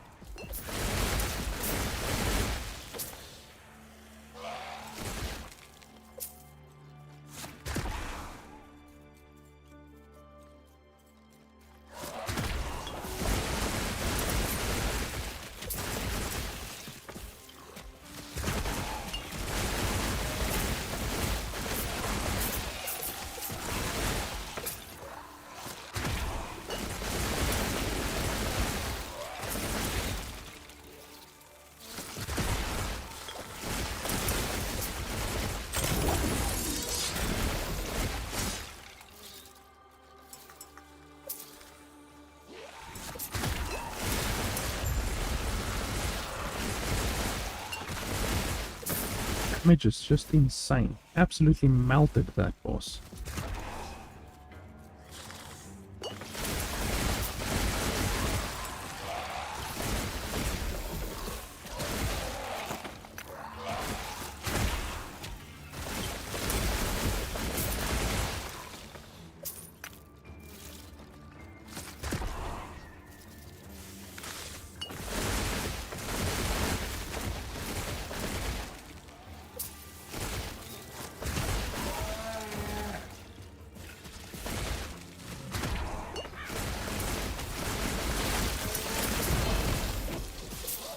You can also see my ward right now is actually bugging out. My ward looks like I have like 6,000, 7,000 ward, but I actually have like over 60,000 ward. So the ward, fun thing that a lot of people don't know is the ward counter only goes to 60,000, then it resets, similar to the mana.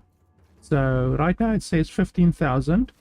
And then it says 60,000, and now if I warp again, it shows 18,000, 6,000, and then 60,000. So you can see, you can literally break the game by having too much ward, because the developers never intended for you to get over anywhere close to 60,000 ward.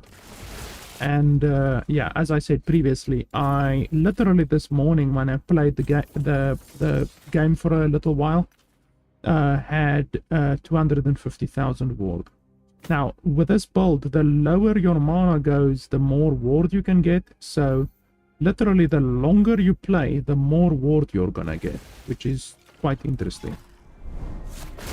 You can see we're getting 50,000 ward per transplant now, and that's not even like the maximum. The maximum, well, the most that I've been able to get is 120,000 per transplant, so pretty much double what we're getting right now. And it's really just a case of you have to play for longer to get your mana even lower,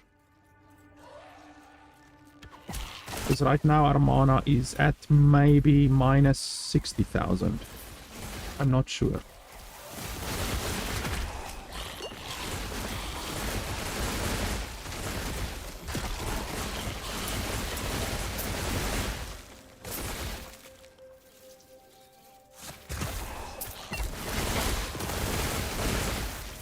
On lag. Lag. Lag.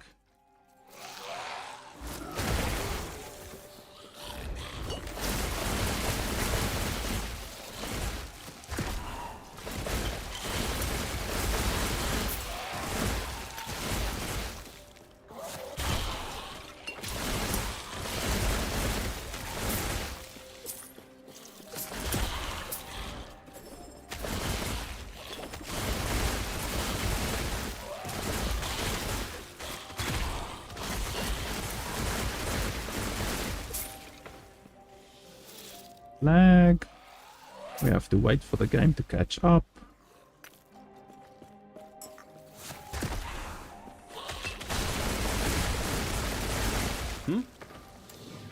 Farewell.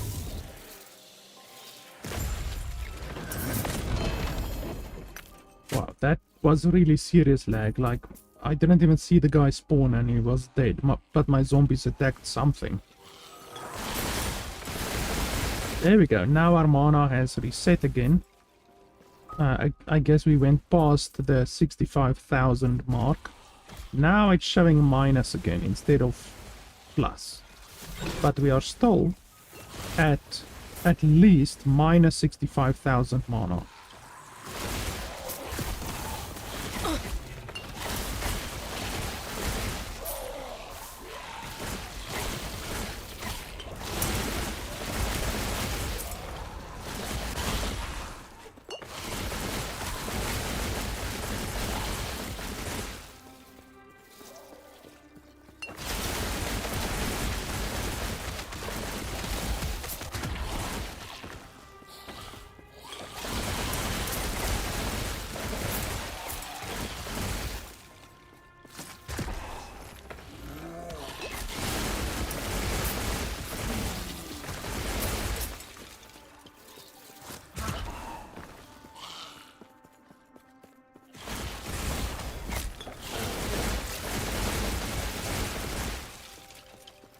Feel my wrath.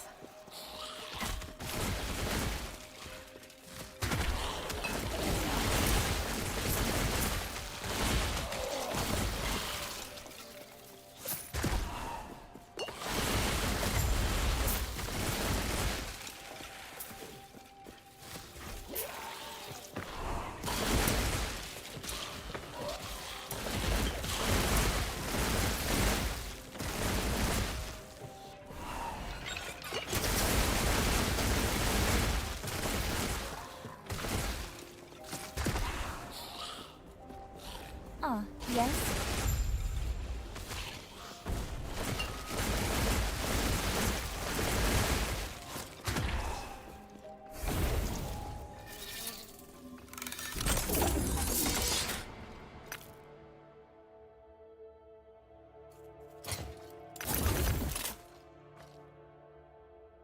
Wow, this one is actually really good for Primalist.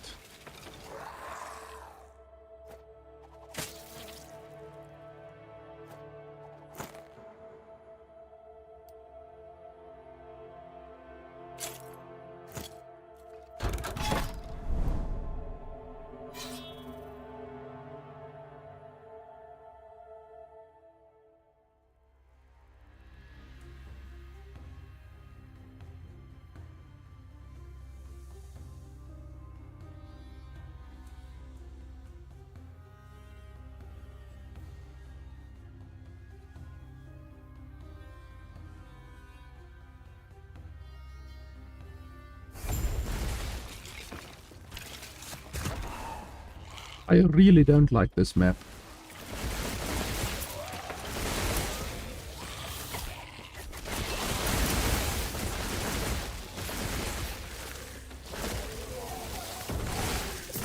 Come on, pick up the bloody potions.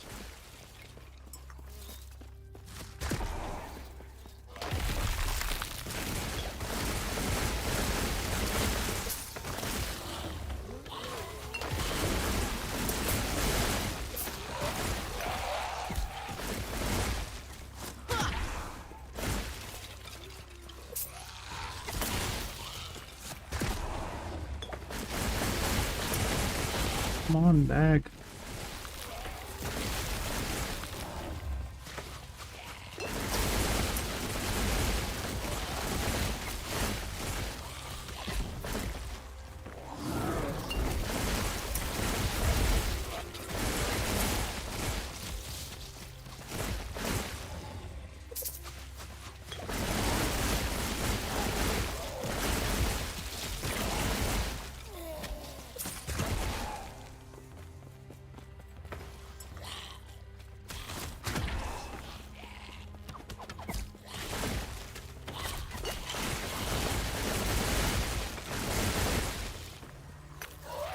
One thing that really sucks that happens sometimes with this build is you level up right before you're gonna do a big fight, and then that resets your mana back to normal, and then you don't have the benefit of having buttloads of ward for the fight, because it essentially resets your ward. but that very rarely happens. And you can bypass it for the most part by just doing one additional map before doing a boss to get your mana back into the minuses.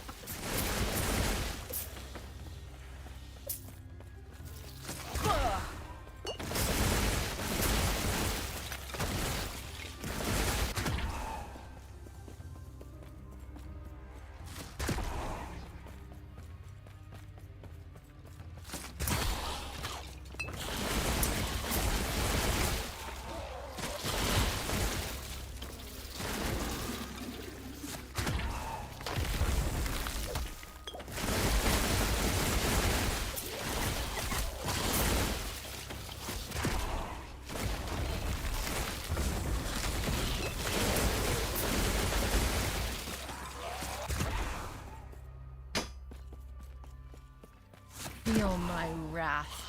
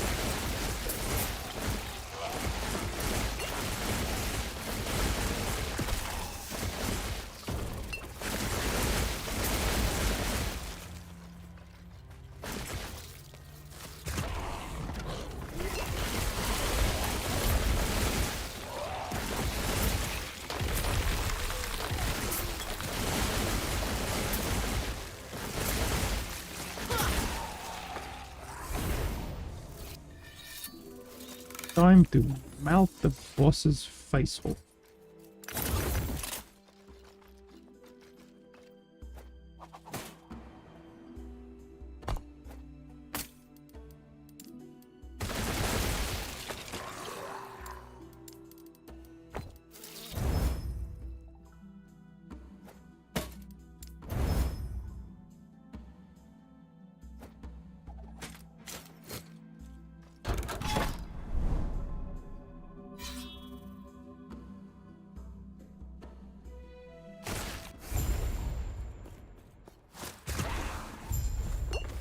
Flames consume my soul burns. No, the flame is eternal flame. My soul burns. Yeah, your soul does burn.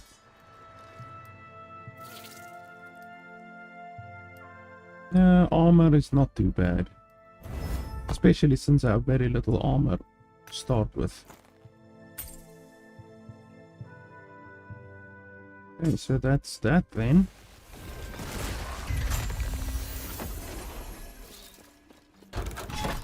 I actually want to go do Julra because I want to put two imprints on this ring.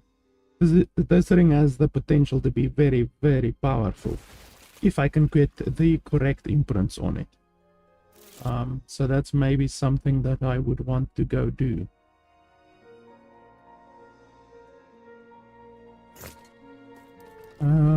I also maybe want to get that idols and that idols over there. Yeah, let's do that quickly. Doesn't take too much time.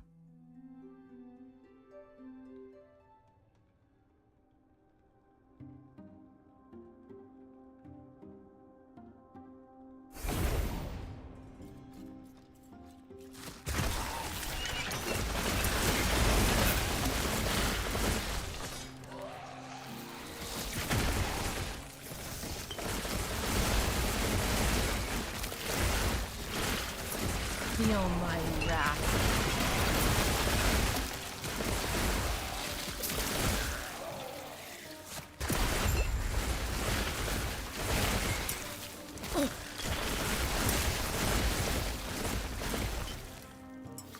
on, lag.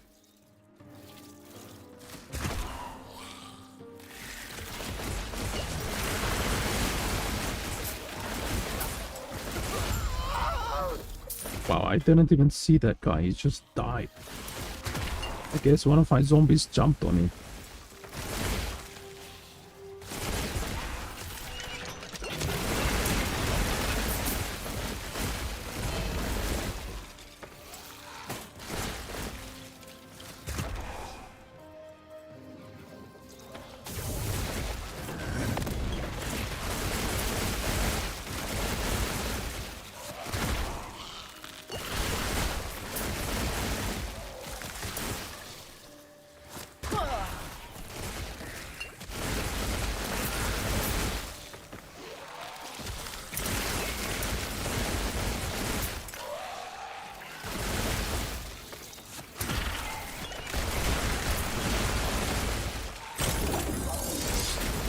We went into positive mana again, even though it's just a glitch.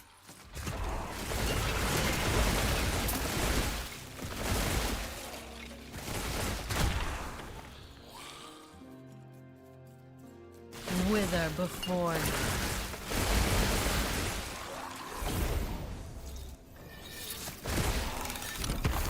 And we just crossed 100,000 ward.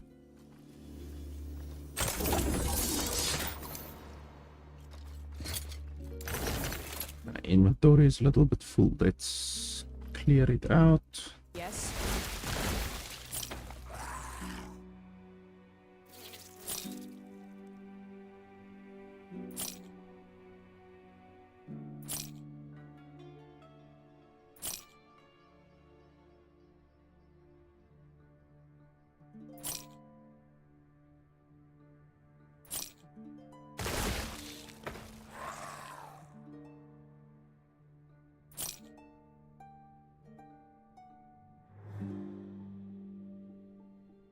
That actually would not be bad, like the 100% chance to cleanse all ailments on potion use. That would be nice if you could get that onto this belt as well, but the chances of that happening, very, very little, to be honest.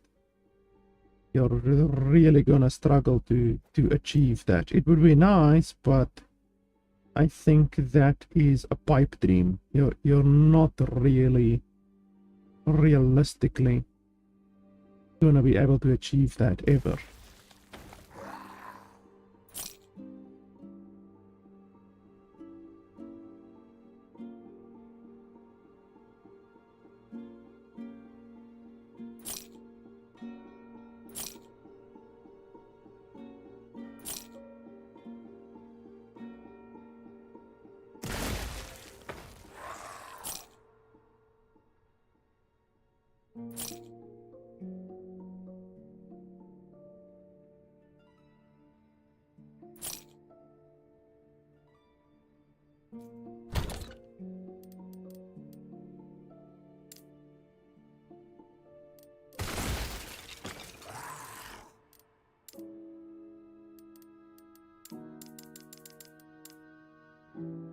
Holy crap, did they increase the prices of stash tabs or what the?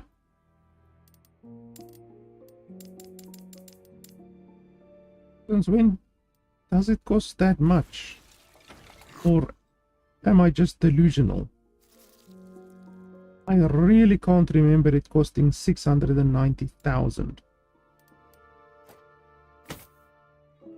They must have changed something since the last time that I played, because holy balls, that's a lot. I really don't remember it costing that much.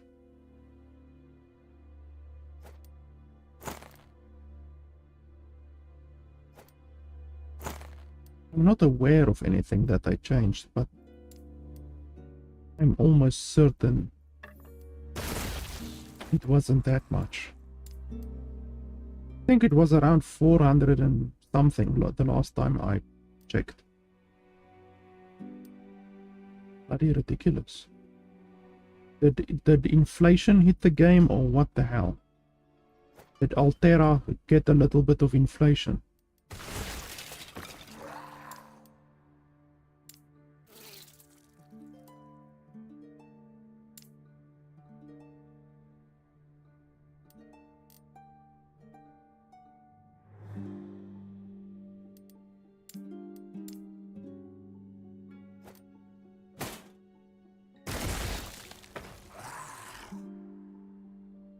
Both of these have 2 legendary potential, so probably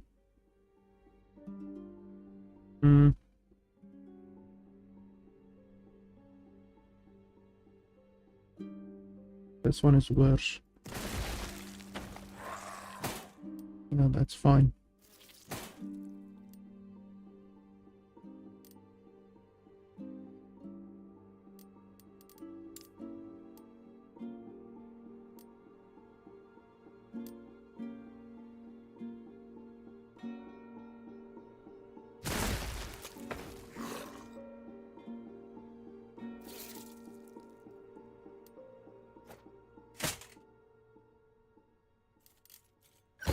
Yes.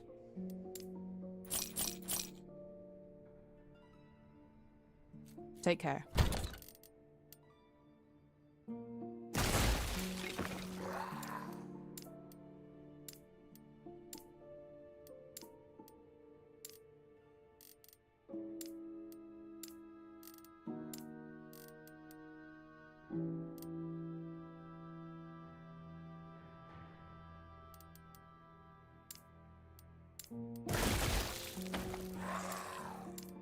Now I have some spaces open here somewhere.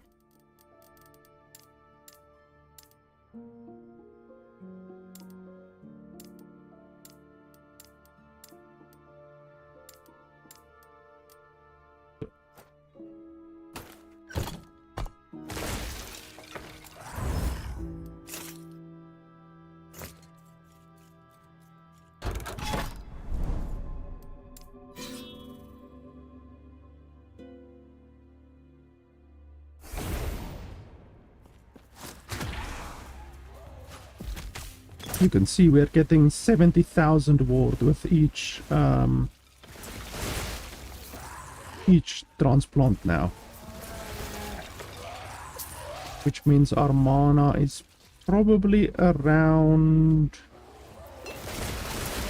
85,000 minus. Not too bad. Minus 85,000 mana. Ain't nobody got time for mana with this fucking build.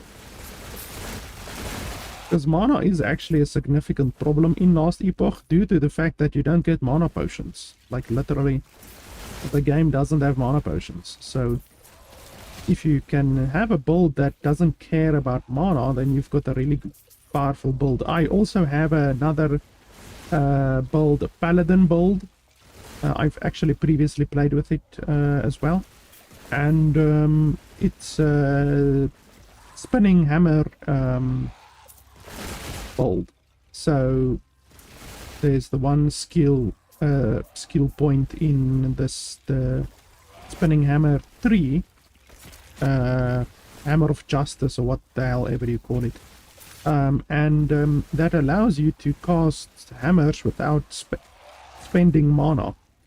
So with that build, you can just constantly throw hammers, like literally 24/7 throw hammers, and you don't run out of mana. And that's one of the few builds where you don't need to care about mana. Obviously in this build as well, you don't care about mana, but that's because this build is a bastardized build. It's not like a regular build like hammer throw or anything like that.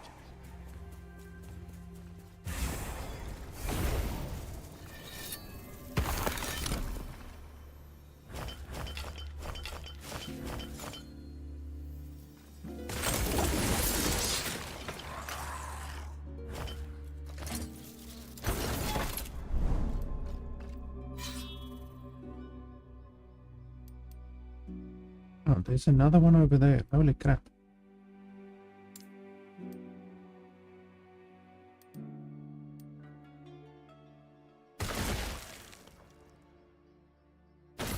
The only thing that I can really improve on my build now is the idols. Like I can get a lot of power if I get some new idols.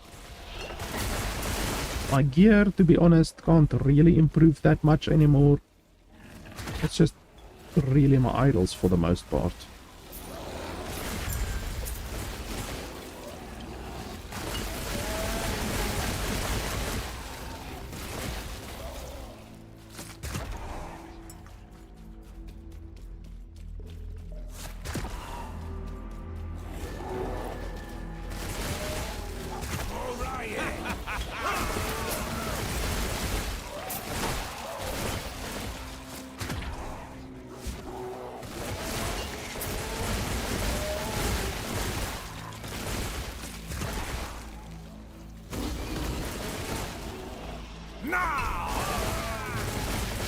Wow, I just hit that one for 110,000 damage. That's a lot of damage. I actually need to go to the dummies and check my damage, because I actually haven't checked my damage yet. I know it's a lot, but I haven't checked it yet.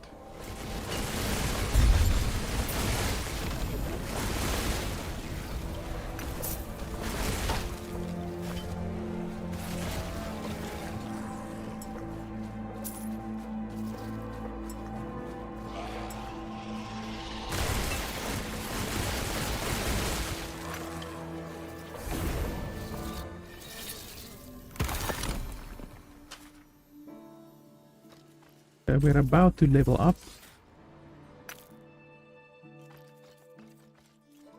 So you can actually see our mana is now, well, our ward is now at like 800. Let's see how much we get from a single transplant. 80,000. So we got 20,000 and then 60,000. So that's 80,000. 80,000 ward with a single teleport. Holy balls. Okay, let's, before we level up, let's go and check our damage.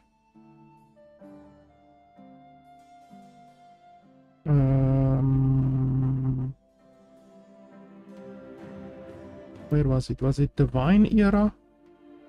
Where's the damage? I always forget.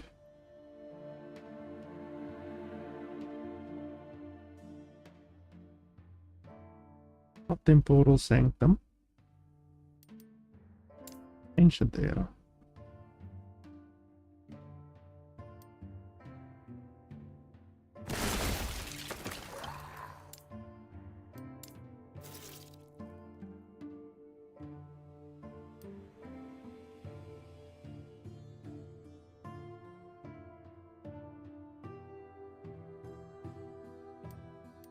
Where the holy hell?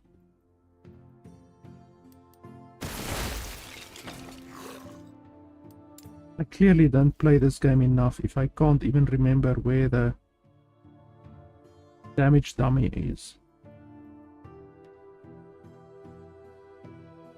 What an absolute noob I am. Champion's Gate, there we go. I need to remember Divine Era, because I seem to forget it each and every bloody time. It's just because I don't play this game enough. I play too many other random variety shit.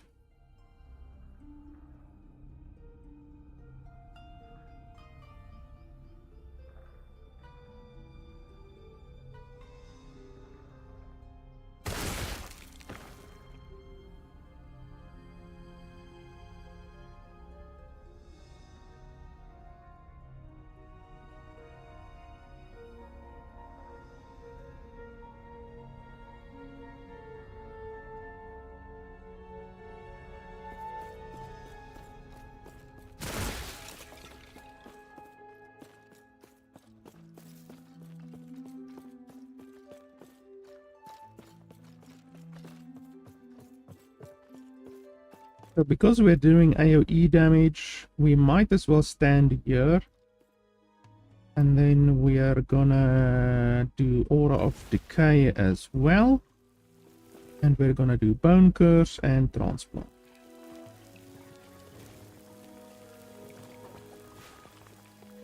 Am I lagging or what the hell?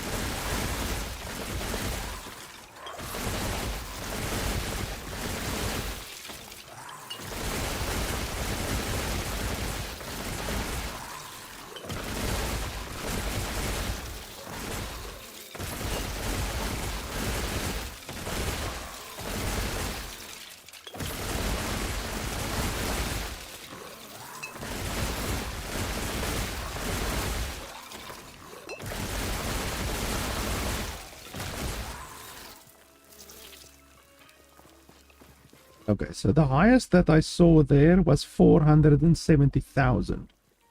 I don't know, maybe you guys saw higher, but I think 470 was the highest.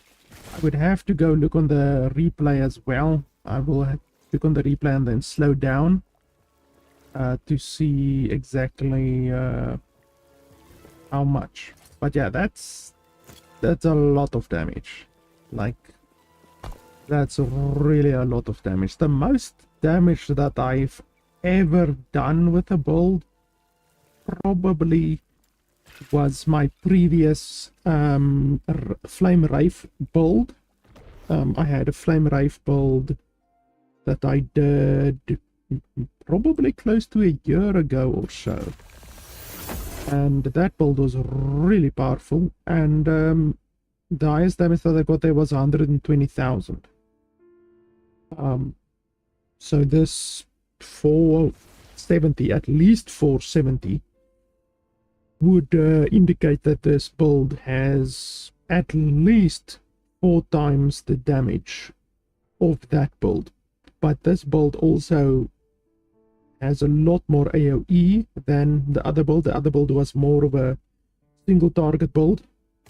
So this one, the fact that it can do area of effect and it does 470,000 damage with a single hit. And you need to remember you're summoning multiple zombies with multiple explosions. So it's multiples of 470,000 that's constantly going off. Wither. Yeah, that it's a little bit disgusting. And now we need to remember that our mana is now lower again. So we need to get our mana up quickly as possible.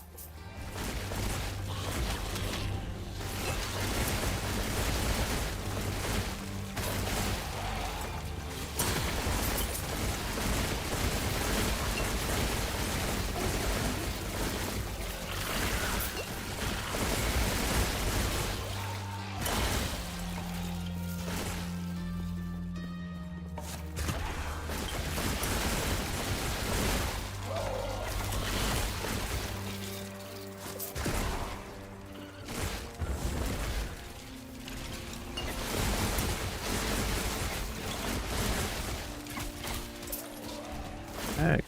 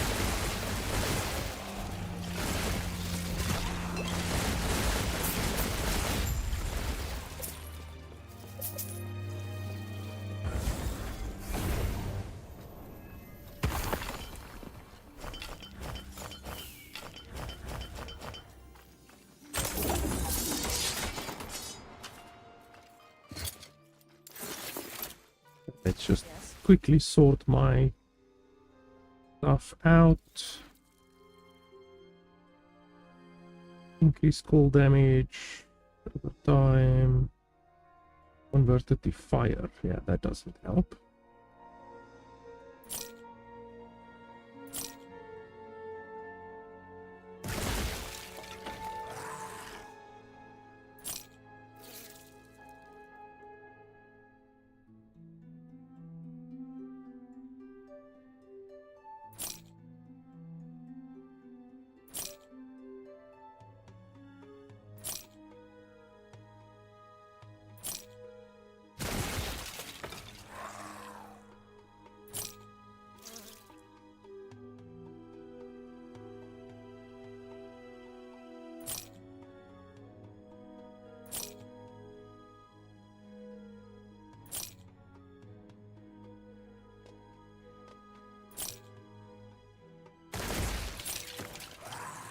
So now we can switch to this one. Just to test it out, even though I think our damage will go down a little bit. Not a huge amount, but this one that I have right here is really good for damage. But this one gives damage and it gives speed as well, so we can give it a go.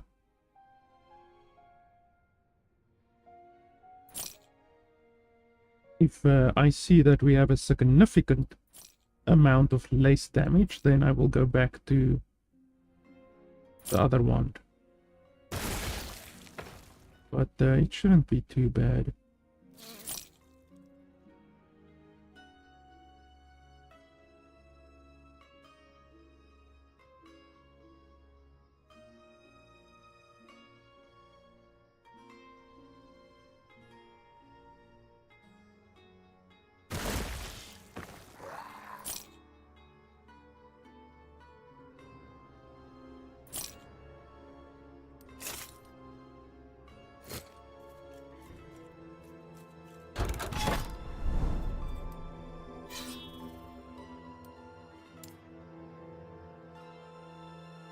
I'm not going to bother with that idol over there. Let's just go to the next one.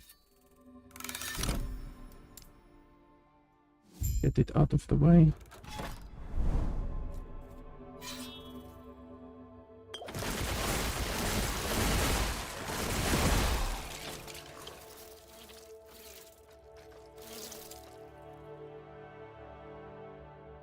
I want to reach empowered today before I end.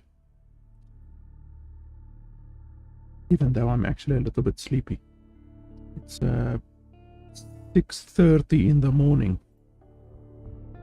So I've been playing from basically 4 o'clock in the morning. Just because I couldn't sleep. Sometimes I just can't sleep.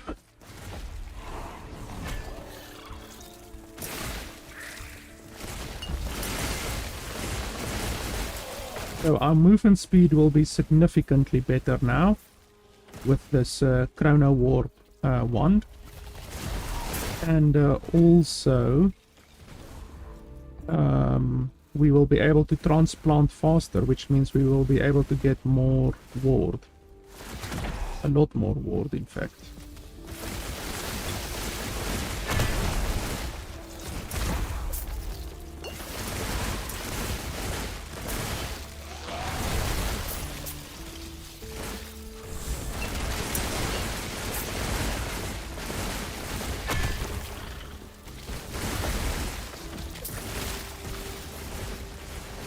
Come on, lag. Lag, for fuck's sake.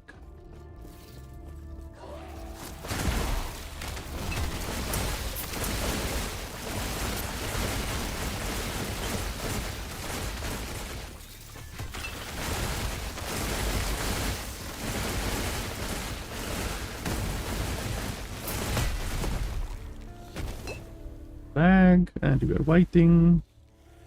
And we are waiting, and we are lagging. And there we go. Oh, still not, still lag. Still can't move.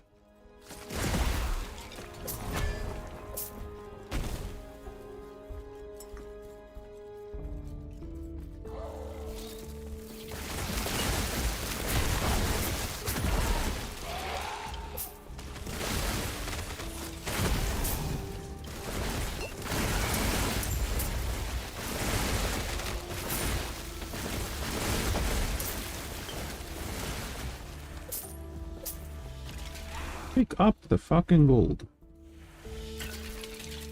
I can't even move. Fuck's sake. There we go. Seriously, the servers really need to be improved or some shit.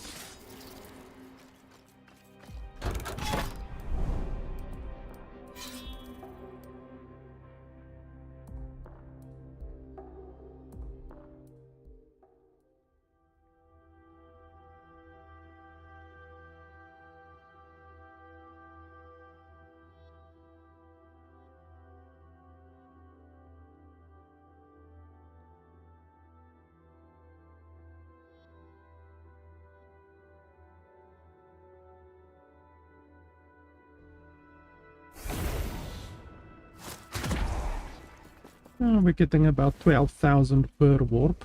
It's not bad. But we can warp a lot faster now.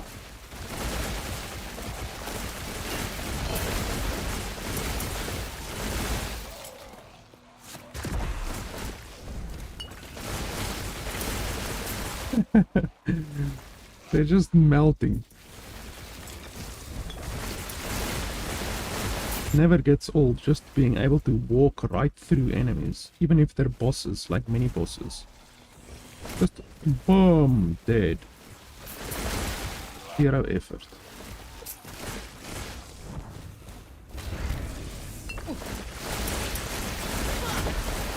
Wither before me. Yes, I think so. I think they are withering.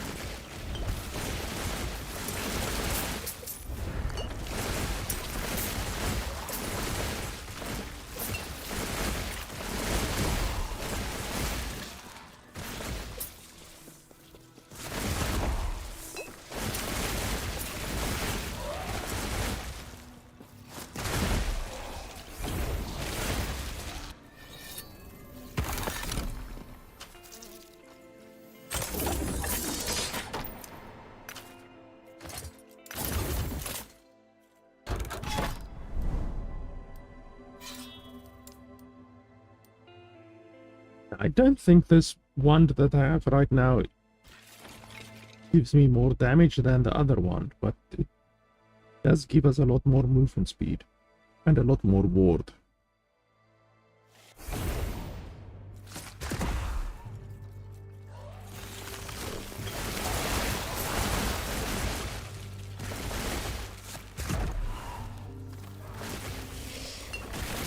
Wither before me.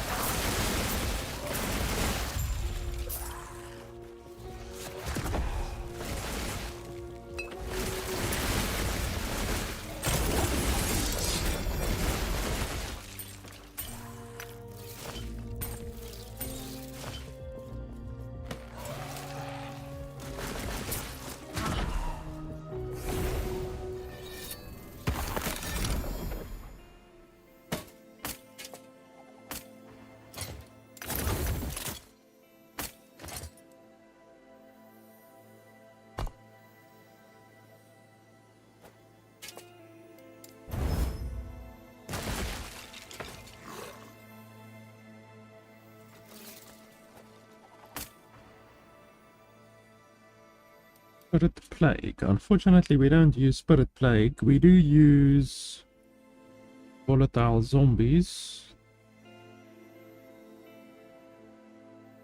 I think I'm gonna disenchant that one.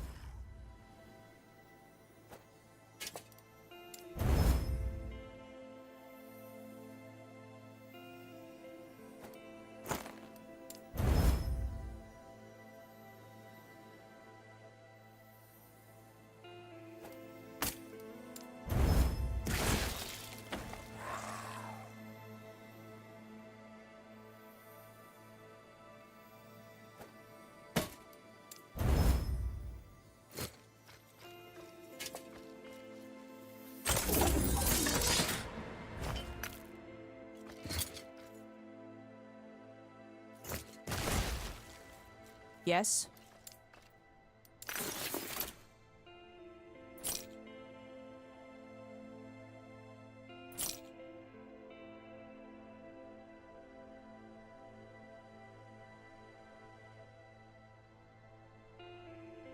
Oh, that one is actually not bad, but unfortunately,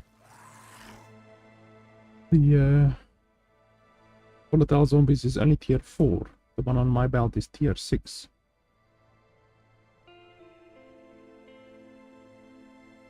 We can keep it, why not?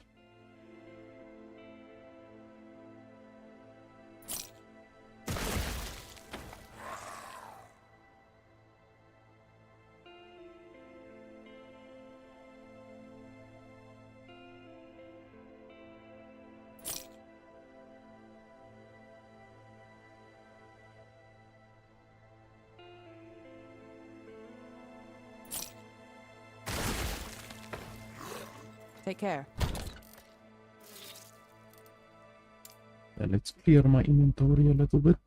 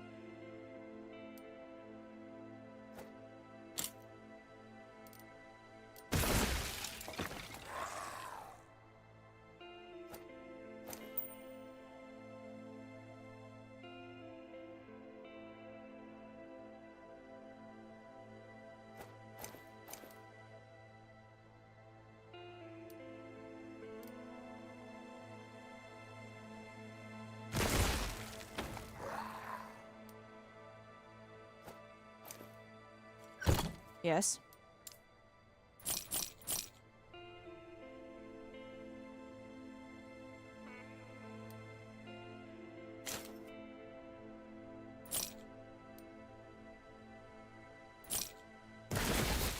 Take care. Okay, I'm gonna take a quick bathroom break, maybe 2 minutes. I'll be right back.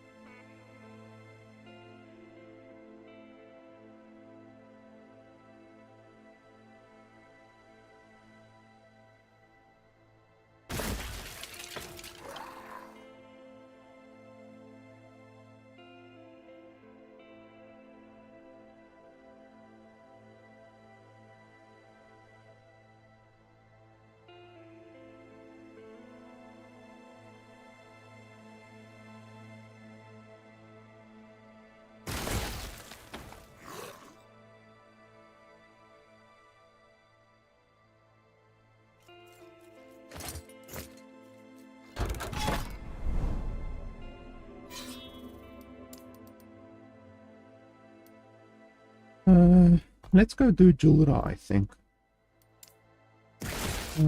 Because I want to empower this ring of mine. And I haven't done Julra on this character yet.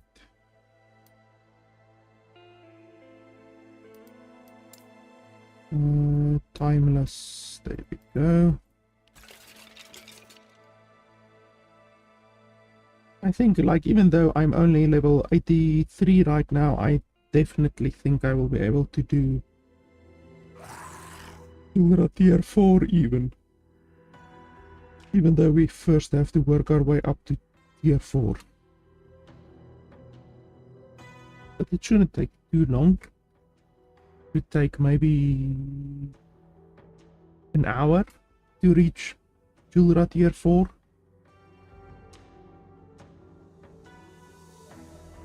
Not too bad. Even though I can only play for another maybe 2 hours if I'm lucky, because I actually have some stuff that I have to do today. Because it's Monday, I have errands to run and stuff like that. So I really can only play for maybe 2 hours more.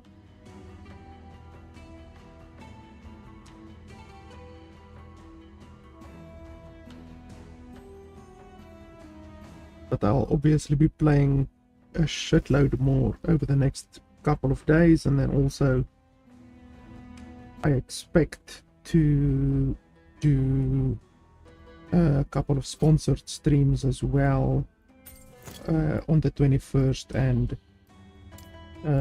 after the 21st as well.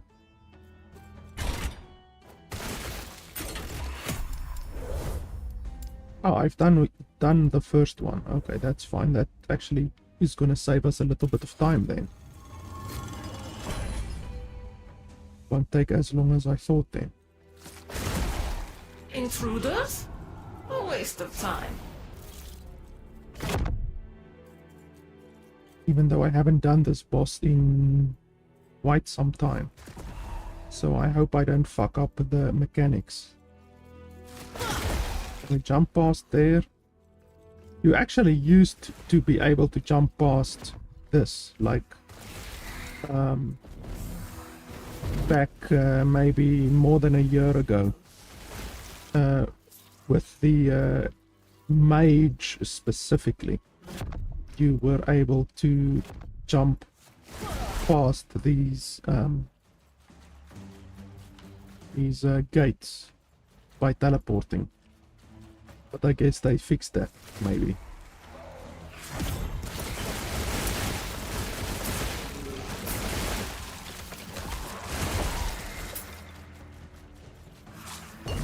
Wither before me.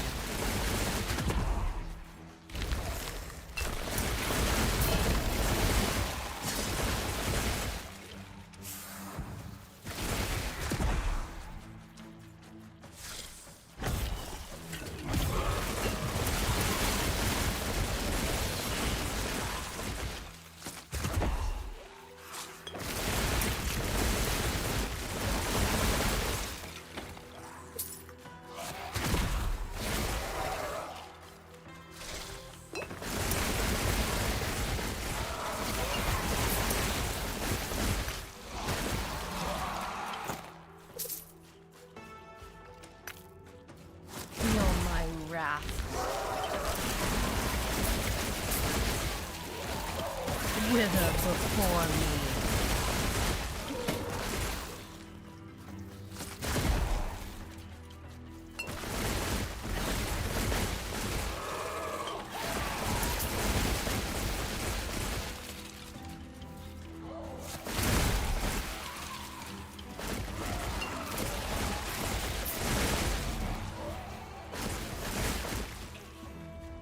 So we have two choices. Glyphs, which is not a good choice, or exalted helmets. Thank you very much. I don't know why you would ever choose glyphs over exalteds. Like, I've got glyphs coming out of my fucking ears. No, why would I want to choose that? Why is it even an option? I don't know about anyone who I've ever heard say, wow, I need more glyphs. Like, here, yes, glyphs, never.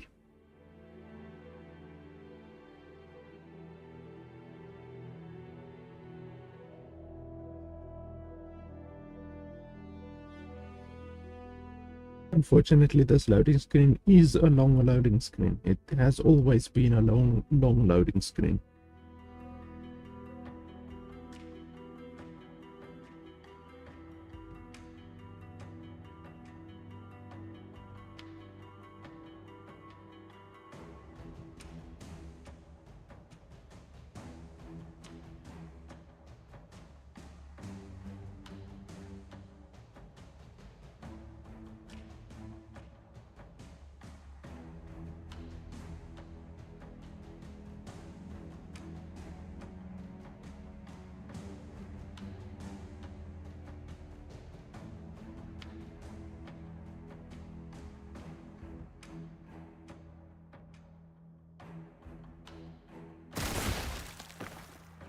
Evans knows why this is the longest loading screen in the entire game, but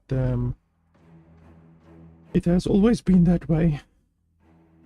Seems it's just something that the developers can't fix. Maybe it's the layout of the instance, or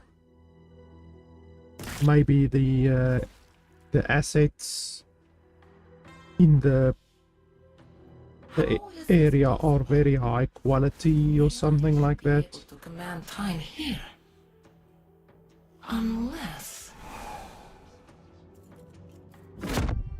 Like maybe it just has very high quality assets in the in this area.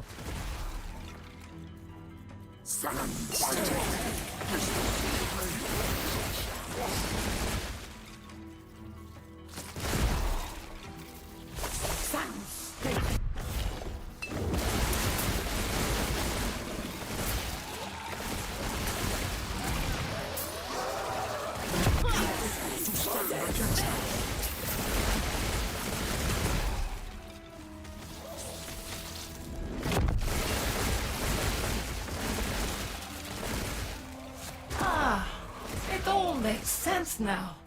The Epoch has finally come to me.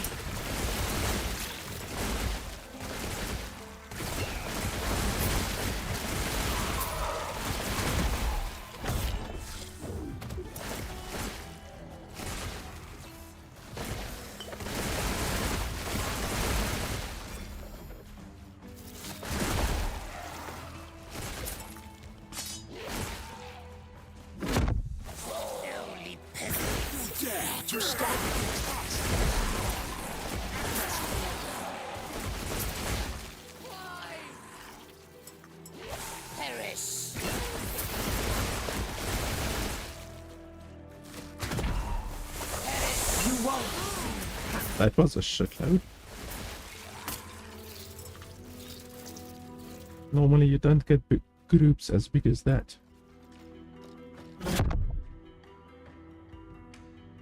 Ruins. I don't want the ruins. I need something better.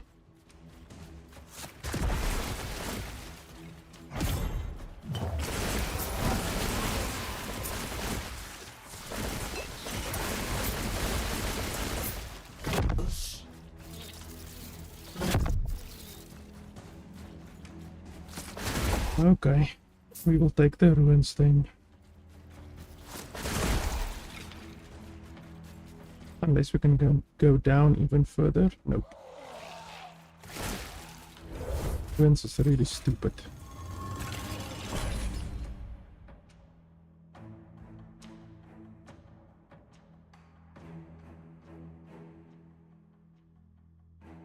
Fortunately, this loading screen isn't so long.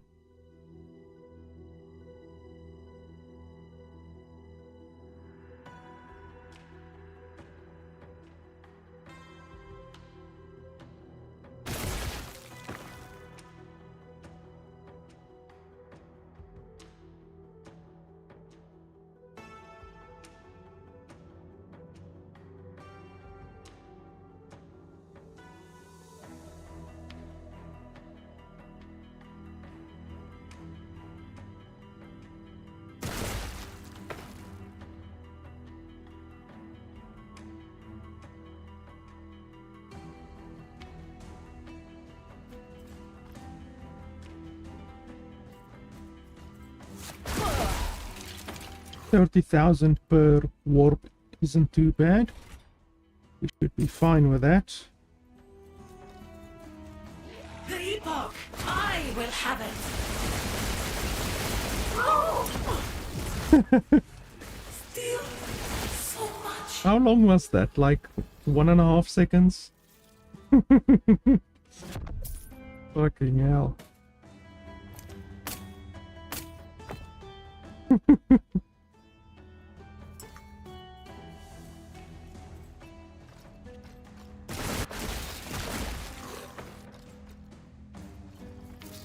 Okay, what's the level limit here?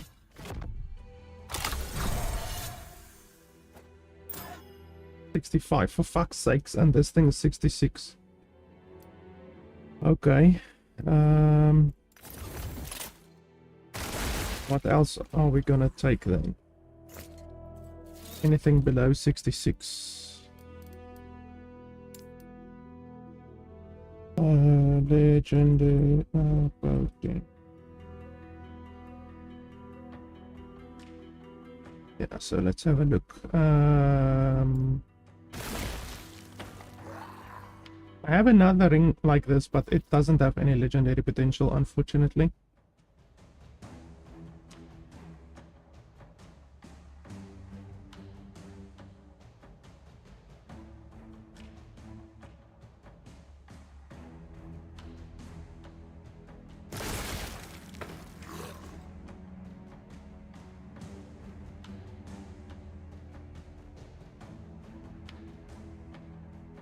I don't think there's actually any items that I would be able to use on this build. So I'm probably gonna just choose an item that I could use on another build.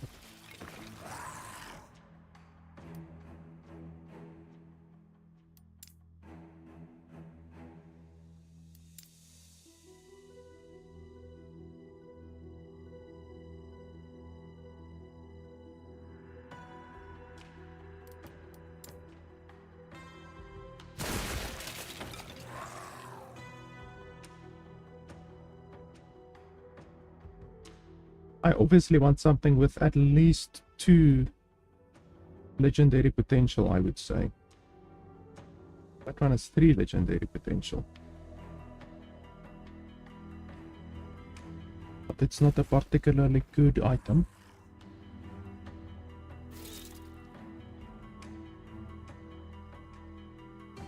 These ones aren't bad.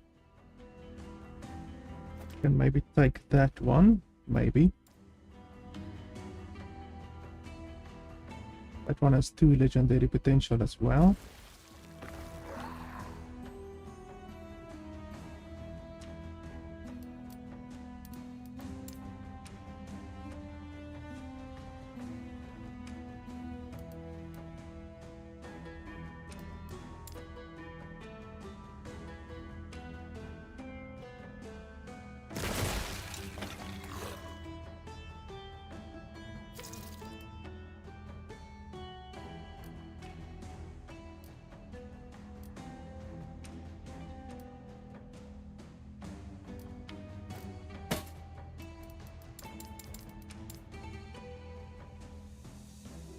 One has 2 legendary potential.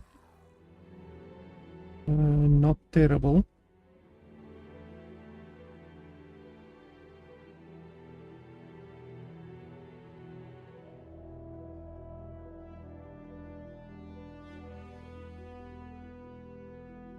Now we can do this one. That's a very good starter for basically any starter class.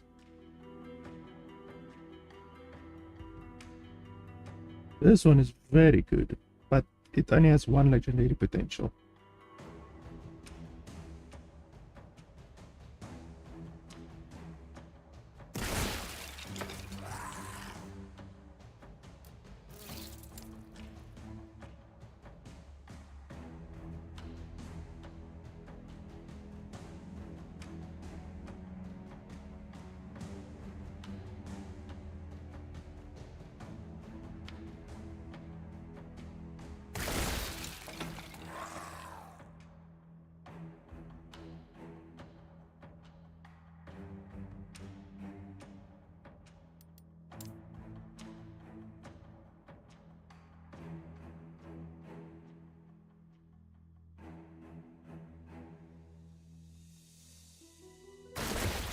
Yeah, I think let's take this one. Not too bad. Okay, so we want a hammer. It has to be a mace.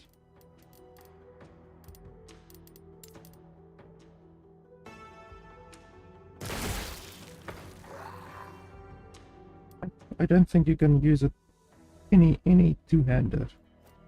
Let's test it quickly. Yeah, it has to be the exact same one. It has to be a two-handed mace.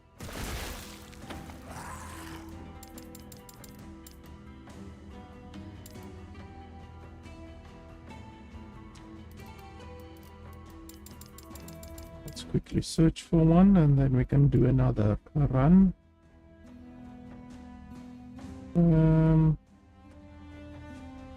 Yeah. Even though it's level 72, I don't know if we can take a level 72 item. Oh, we can. Okay. I mean, sure.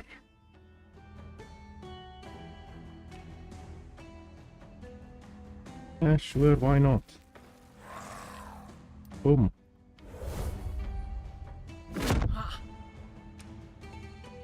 Okay. Not the ideal outcome, but I wanted at least the melee void damage or the melee attack speed. So we got one of the two. It obviously would have been absolutely orgasmic if we got the melee void damage and the melee attack speed. Then this thing would have been diabolical. But anyway, beggars can't be choosers, I guess. So let's just put this back and then we can do another run. Where were these gloves? They were over there.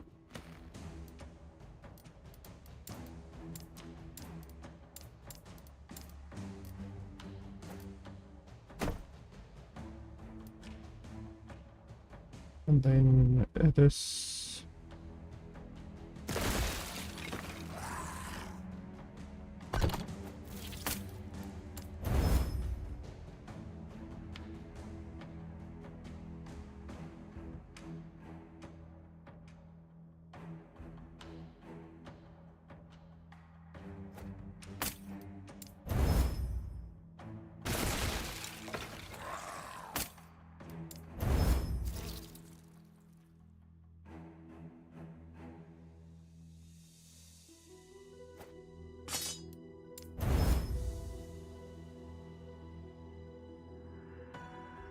That's a tier 4 assemble abomination.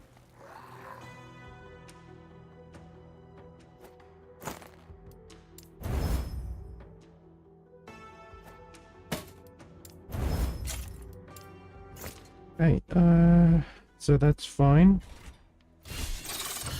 Let's do another run.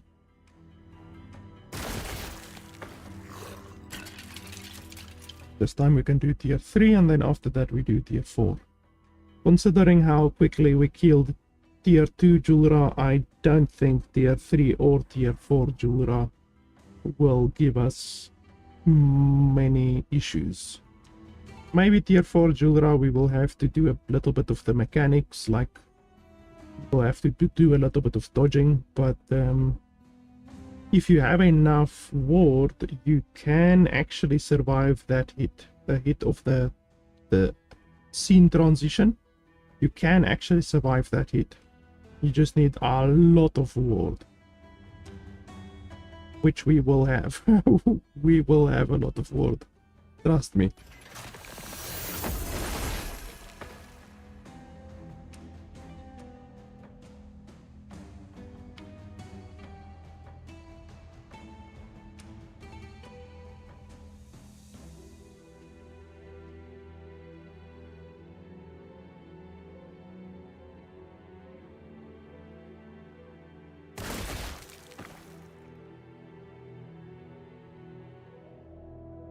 Looking at the time right now, I can maybe play another hour, but that should absolutely be enough to get another run in, and then also tier 2, tier 4. Even though this is level 95 and I'm only level 83, it shouldn't be an issue. More rats come to gnaw at the edges of my sanctum.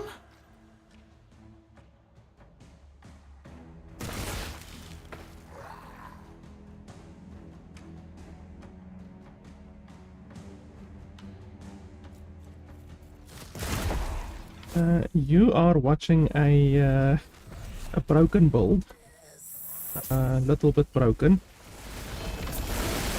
I'm not gonna go over the build again. You can just watch, maybe I don't know, watch the video on YouTube. On YouTube at least you can skip backwards.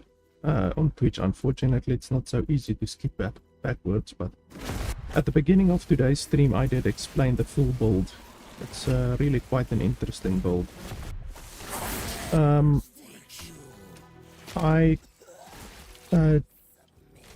You can potentially join, but not in this content. This content is level locked, I believe, so you need to be level not level locked. You need to have done tier 1, tier 2, tier 3 Julra before being able to join, where I am right now. So I'm gonna do this one and then I'm gonna do the next one. Perhaps then when I just do regular maps you can join. But it's gonna be like another hour maybe before I'm done with this. Because it's literally not like level locked, but it's, you have to do the previous tiers before you can do this tier. Otherwise I absolutely wouldn't mind people joining, but the people would have to have this instance unlocked on tier 3 at least. Because I'm definitely not gonna go back to tier 1. Wither before me. Unfortunately it takes a while. Like I literally just did tier 2 and it took about 10-15 minutes, and you would have to do tier 1 and tier 2 as well, and only then can we do tier 3, and I already started tier 3 right now. So you're talking about at least I would say 30 minutes of work before you can join where I am right now. And yeah, I'm not in the mood to do that, but I will do maps and you can join my maps, but not right now. Give me like an hour or so. I don't know if you can trade gold. I've never traded gold or received gold from anyone, so I don't even know if you can trade gold, to be honest. But I have like 400,000 right now, so it's okay.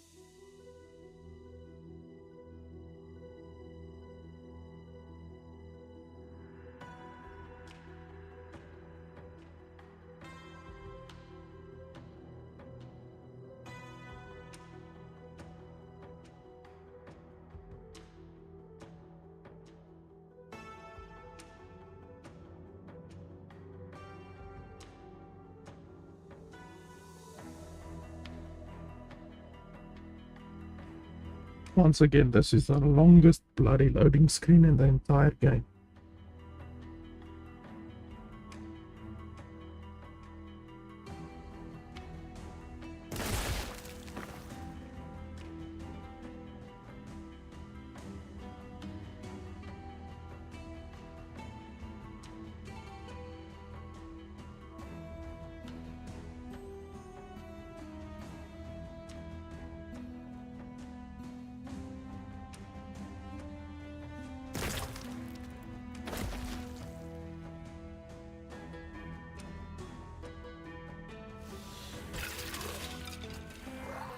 What's this?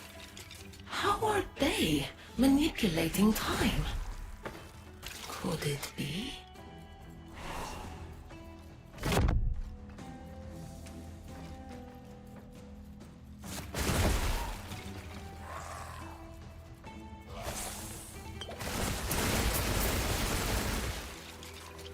Rune of Shattering I actually want.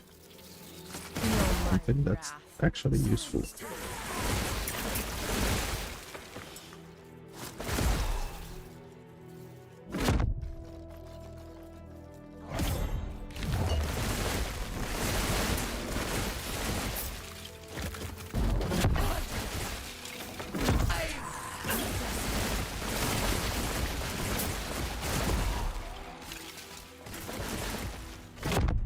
You dare!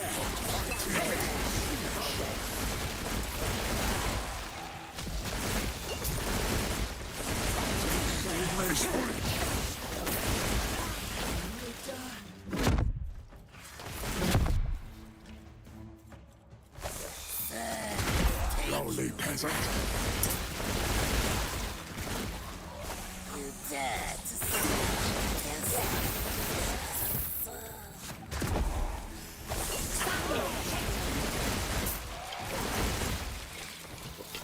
That's Destroy them.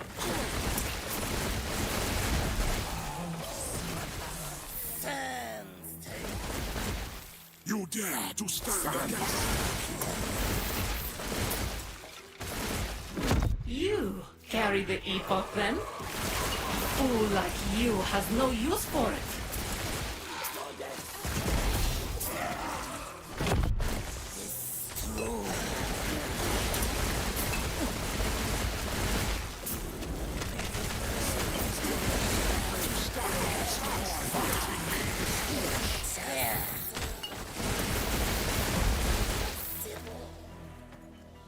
on lag.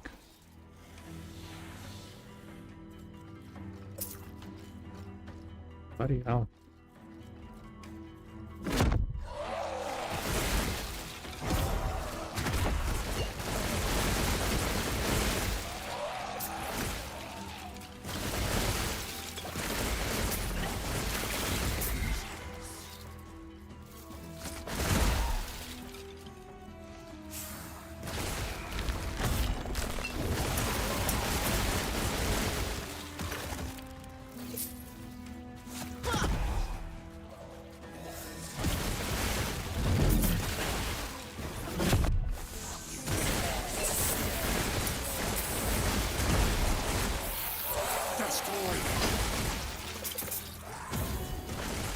Where the hell am I supposed to go? All of this is locked.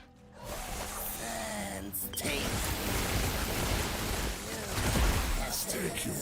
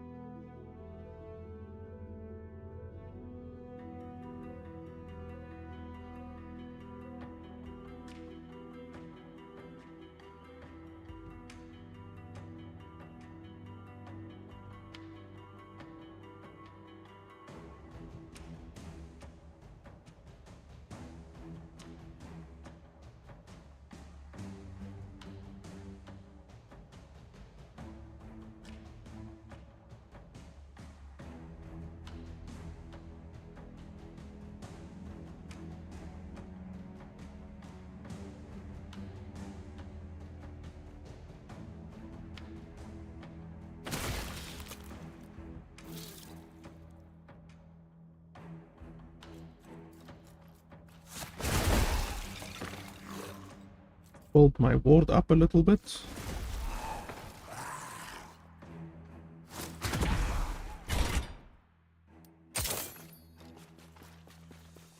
Epoch, I will have it. No mighty wrath. Still, so much to learn. I just need to wait for the lag to go away. There we go. As soon as you hear the loot dropping, then you know it's safe to go back, because if you go back too soon, then you get destroyed.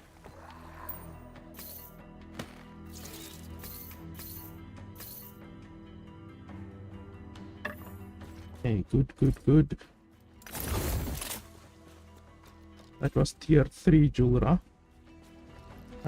Now I need to find something that will be good to put on this ring. Let's have a look. What do I want to put on this ring? Preferably like something like fire damage, minion damage.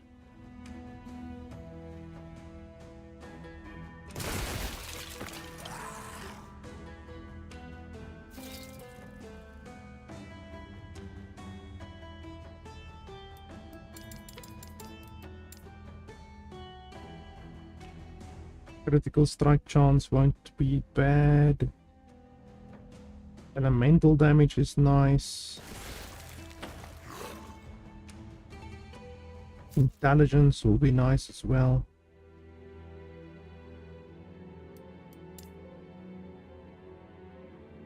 Oh, that's not bad.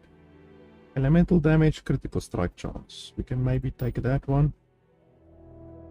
Fire damage, throwing attack speed, not good.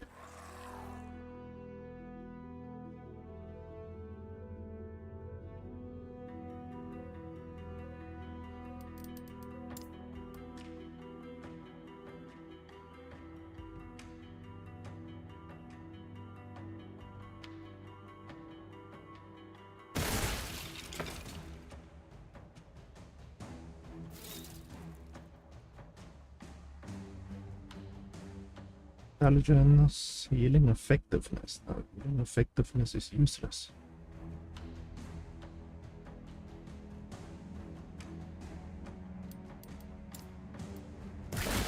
If I could get the minion damage and fire damage, then that would be fantastic.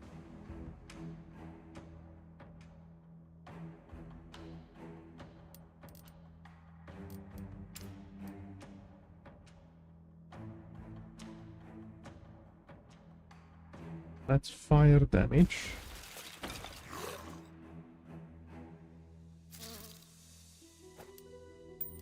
Eventually use that one.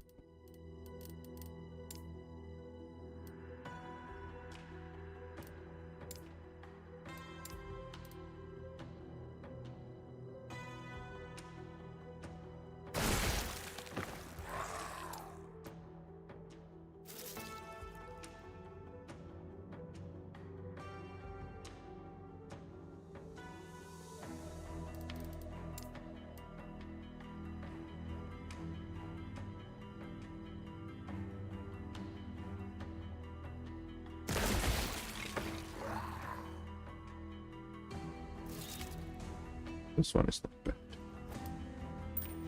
Let's try that one.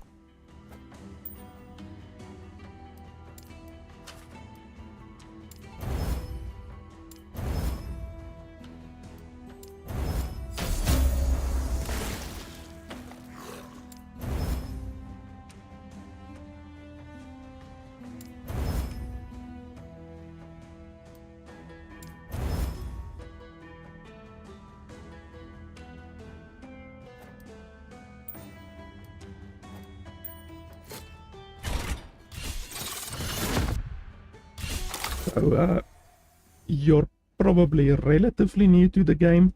The way how this works, by the way, this place's name is Temporal Sanctum.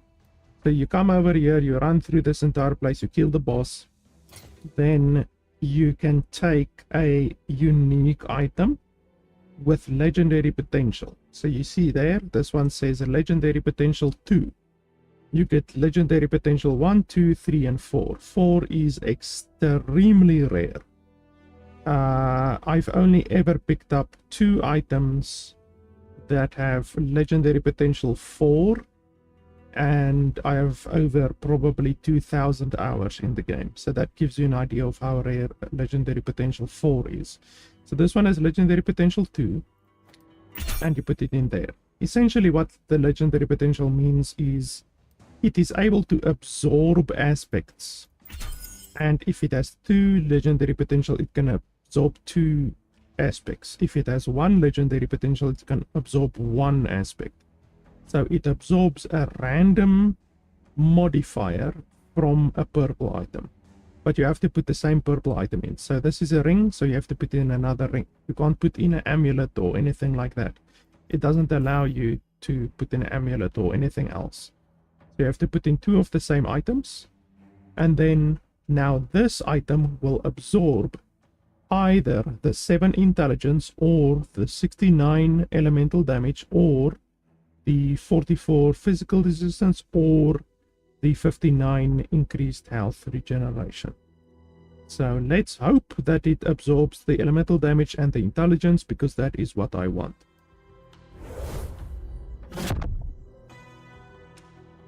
Holy. Okay, yeah, that's almost good. It's pretty good. 7 intelligence is what I wanted. The 59 health, it's not really what I wanted, but the beggars can't be choosers. So now this ring, which previously didn't have the 7 intelligence and the 59 health, has that added. So the ring is now a little bit more powerful. It would have been a lot more powerful if it also got the elemental damage, but anyway, that's life. Okay, so that's good. Now we jump back to the beginning. So that's how the temporal sanctum works. You basically come here to enhance your gear, and you can only do it in this temporal sanctum. You can't do it anywhere else. It's a mechanic that is unique to the temporal sanctum. So if you ever wonder what the legendary potential on an item means, because I've seen a lot of people saying they don't know what it means, you know, what you can't use the legendary potential anywhere in the game. Well, that simply means that I haven't come to the temporal sanctum yet and defeated the boss. But you have to go through the entire map and then defeat the boss. In fact, you have to go through the entire map twice, because there's 2 levels, and then you can fight the boss. And the boss is pretty powerful. It's one of the more powerful bosses in the game, probably. And especially if you don't have a very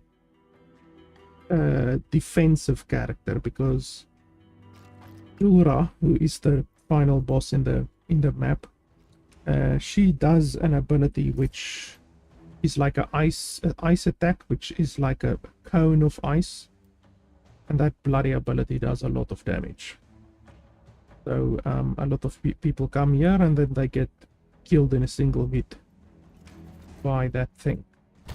Now while we're standing here, I want to see what else is there that I would want to use legendary potential on.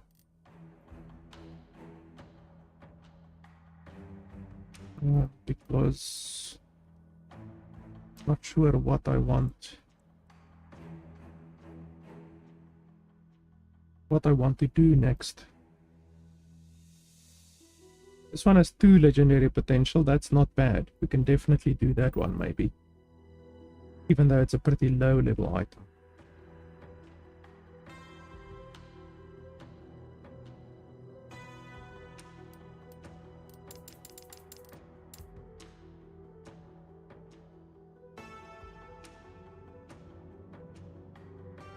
Something like this would be nice. The level 70 item.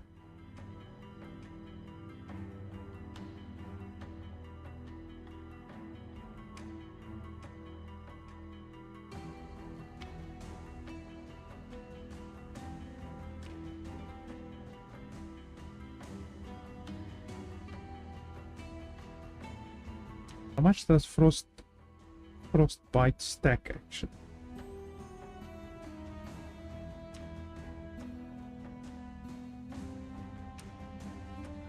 I don't think Frostbite can stack. Not sure.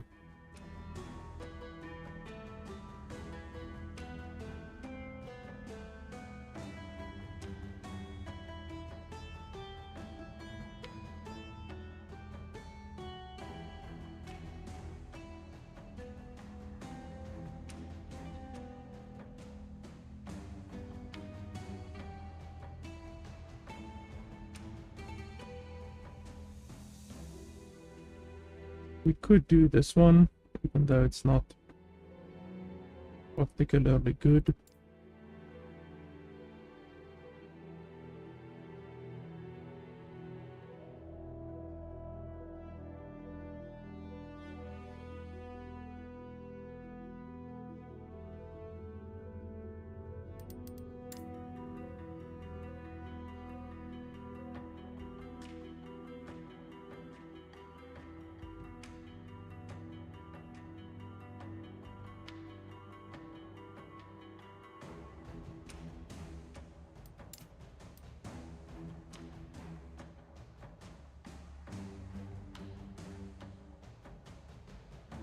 That one's pretty good.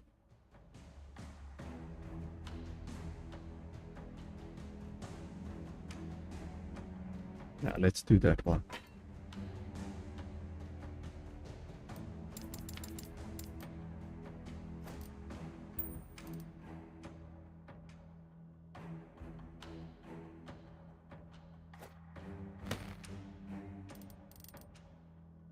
And then let me just see, are these idols good? We don't have a lot of space anymore.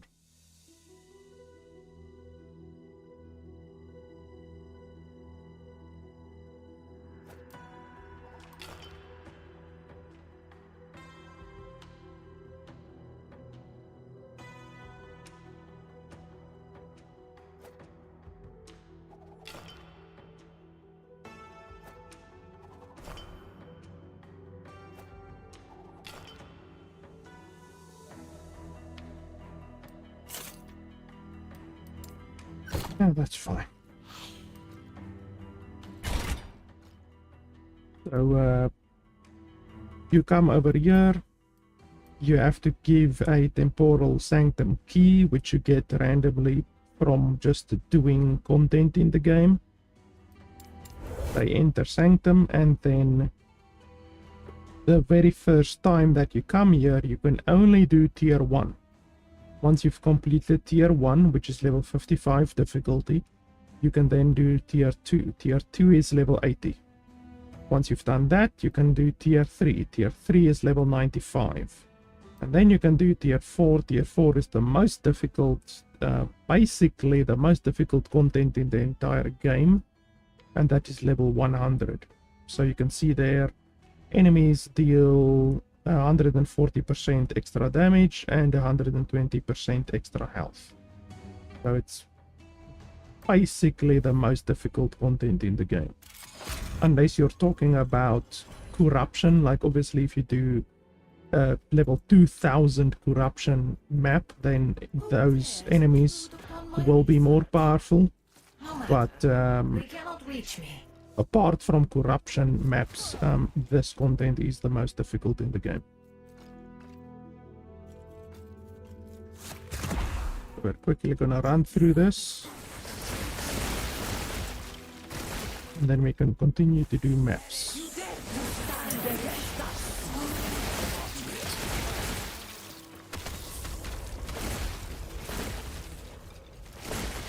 Fighting me.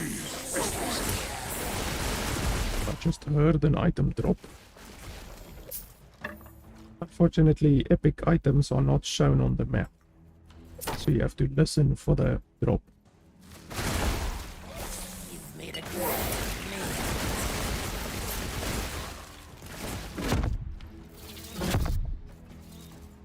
You also have to use this ability. You press D on your keyboard, and then you basically transition into a different world.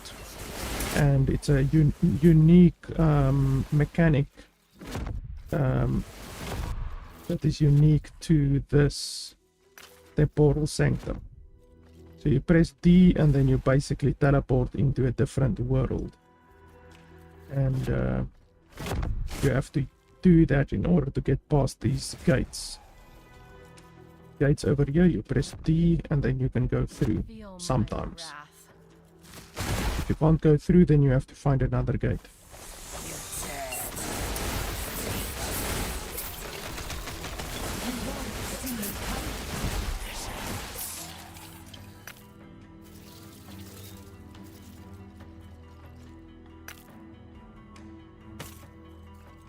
Okay, so we can't go... Oh, yes, we can. Okay.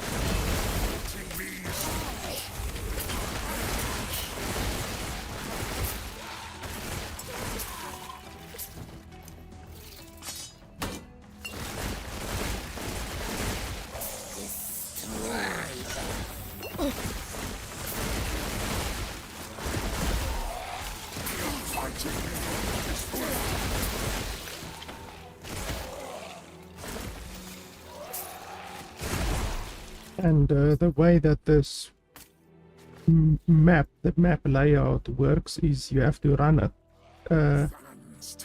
against the edge of the map. So don't bother about going through the middle. Run along the edge of the map, and then when you reach the signal thing here on your map, you click on the door, and you can see then you can go through to the next map. And that then unlocks the second level of the map, and then you have to do the second level of the map as well, and then at the end of the second level you can reach the boss. Then you do the boss. So you basically have to do the first map and the second map, and then you can do the boss. And then if you complete all of that, then you can get your rewards at the end. There's also some unique items that only drop from this boss on tier 4. So she has unique loot that drops on tier 4, and that doesn't drop anywhere else in the game. So there's certain builds in the game that require this item that she drops, and the issue is that she doesn't always drop the item. I think the one specific item that she drops only on tier 4 has like a 12% drop chance. So you will have to kill her 8 or 9 times before statistically you would get the item, which is really a pain. I mean, it takes 10 minutes if you're quick, if you're very quick. It takes 10 minutes to do a run on tier 4 Julra. So that's going to be 10 times 12, more or less, before you are relatively lucky to get the item. Sometimes you get the item on your first try, but like I say, it has a low drop chance. So not as low as something like fucking Diablo, you know, in Diablo 4. Some of the uniques have a 0.0001% drop chance, you know, like the uber uniques. Fortunately, nothing in this game has that low level of drop chances. I think the lowest drop chance in the game is probably like 4%, which isn't that bad really. There is only one. But it does mean that you're gonna have to do that boss 25 times before it actually drops, if it has a 4% drop chance. But anyway.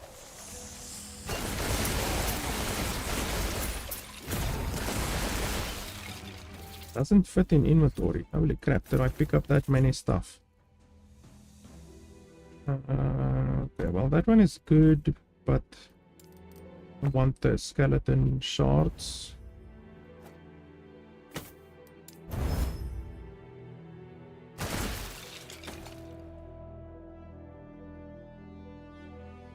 Tier 4, that's not bad.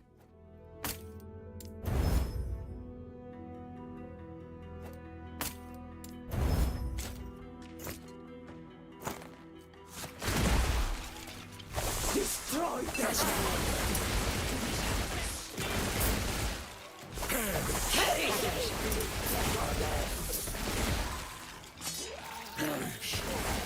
Oh yeah, and you also get the most purple items in the game in this area. No other place in the game drops this many purple items. So if you're looking for a lot of purple items, then this is the place to go. Tier 4 Julra. But like I said, it's also relatively difficult.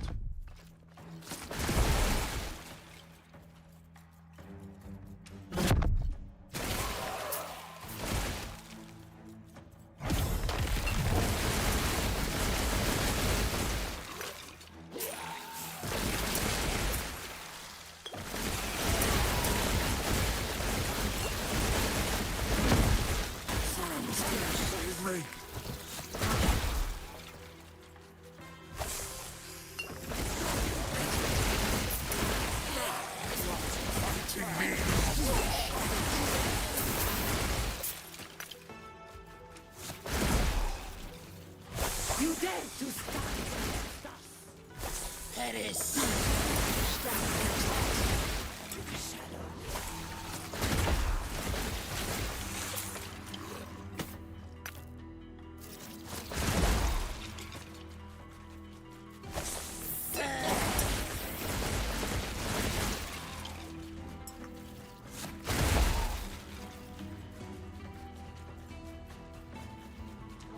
Destroy them.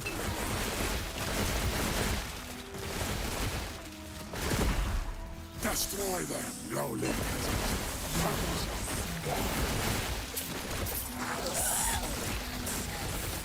You won't see me coming.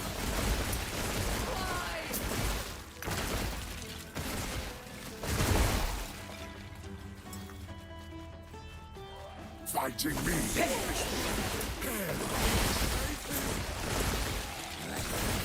Against us. It's up there to the top right.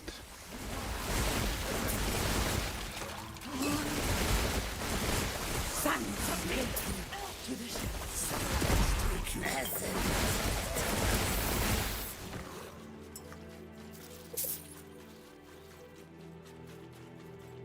The Epoch.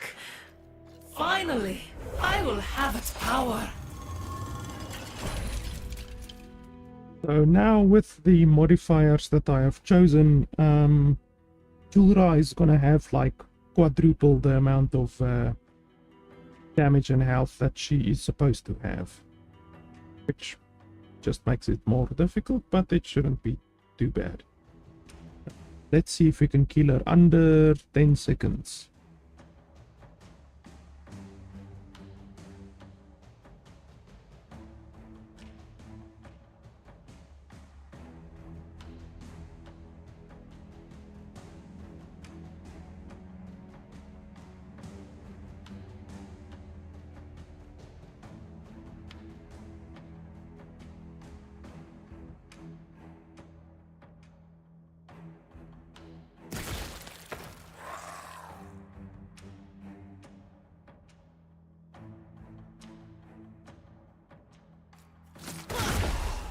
So let's stack our ward up a little bit.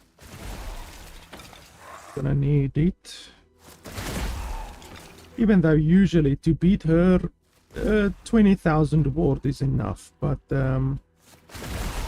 let's go for 200,000 ward. How does that sound? 200,000 should be enough to kill her.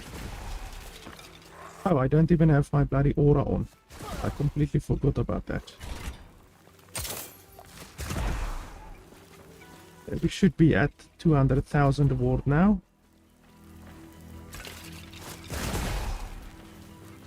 The Epoch!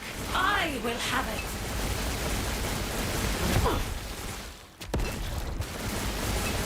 Escape is impossible! Still so much to learn. Yeah, that was pretty easy. Turns out that 200,000 ward is enough.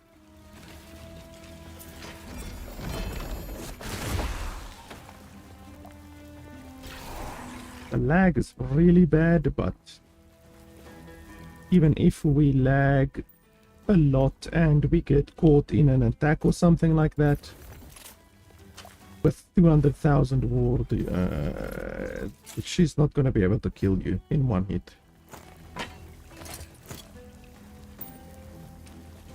So yeah, that's the most difficult content in the game, basically. Other than corruption maps. Corruption maps are more difficult if you go like plus 2000 corruption and stuff like that, which very, very, very, very, very few people actually do.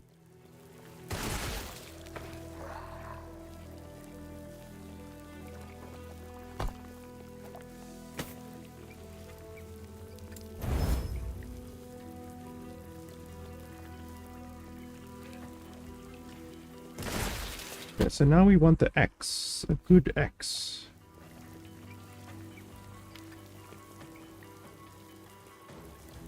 One-handed axe, actually. Not just any axe, has to be a one-handed axe.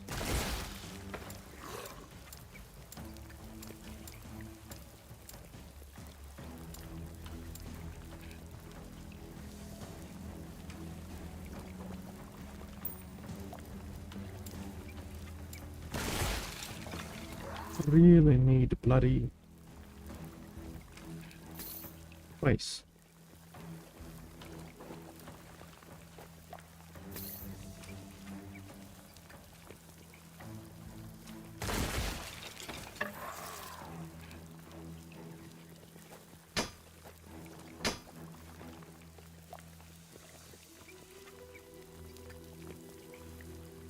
Okay, let's just search for an axe. Whoa, that's not bad.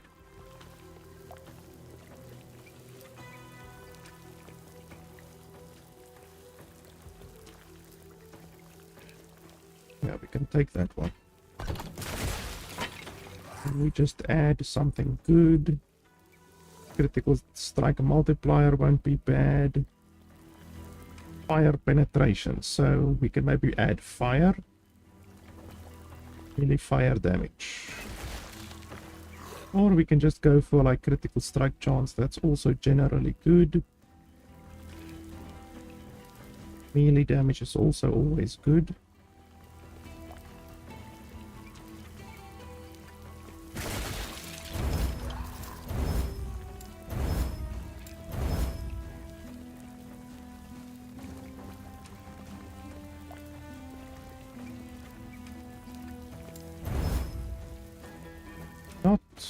Not amazing, but anyway, shouldn't be too bad.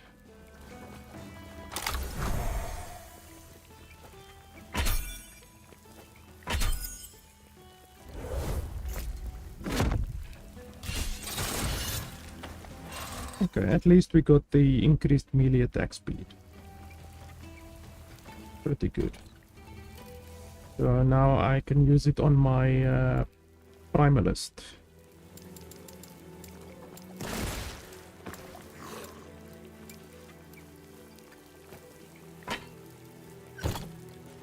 Okay, we want to do another run. I actually want these gloves. These gloves are very, very good. But I want it with 2 legendary potential if I can. Because this will actually be pretty good for my build. But bloody hell, I need to get rid of all of these items. And I have to go sell or something.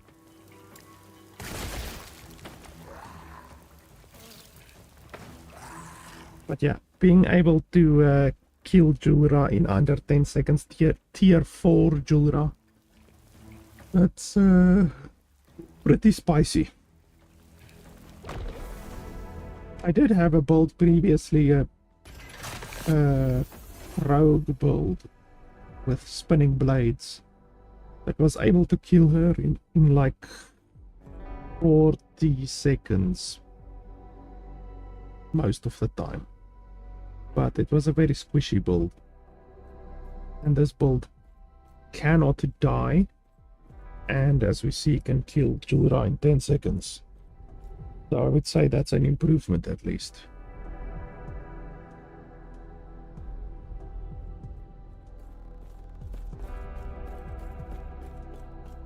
Yes.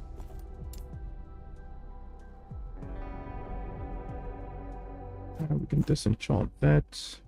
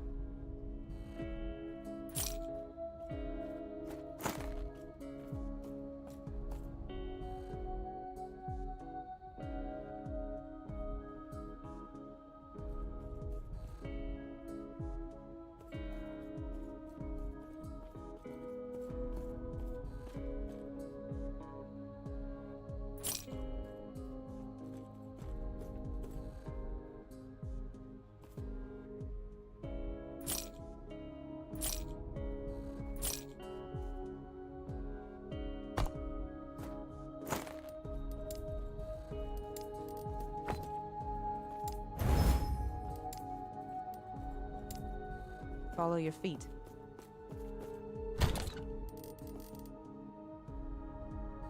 Really need to buy more bloody stash tabs, but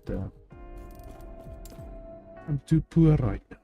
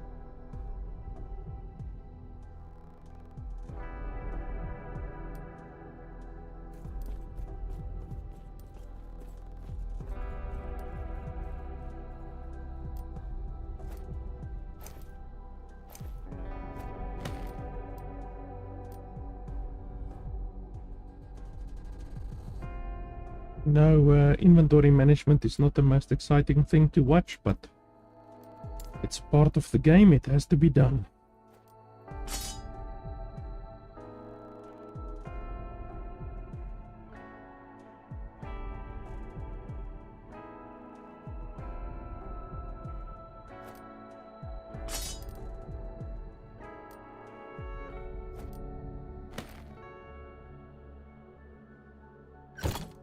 Yes?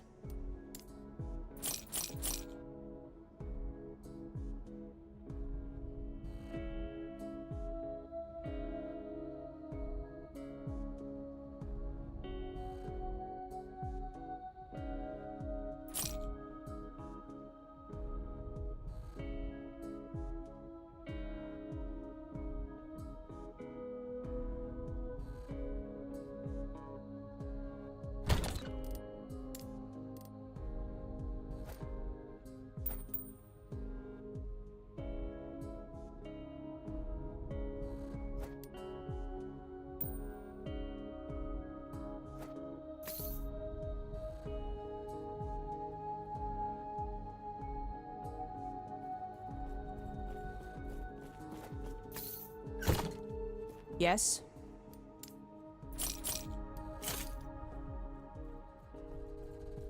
Follow your feet.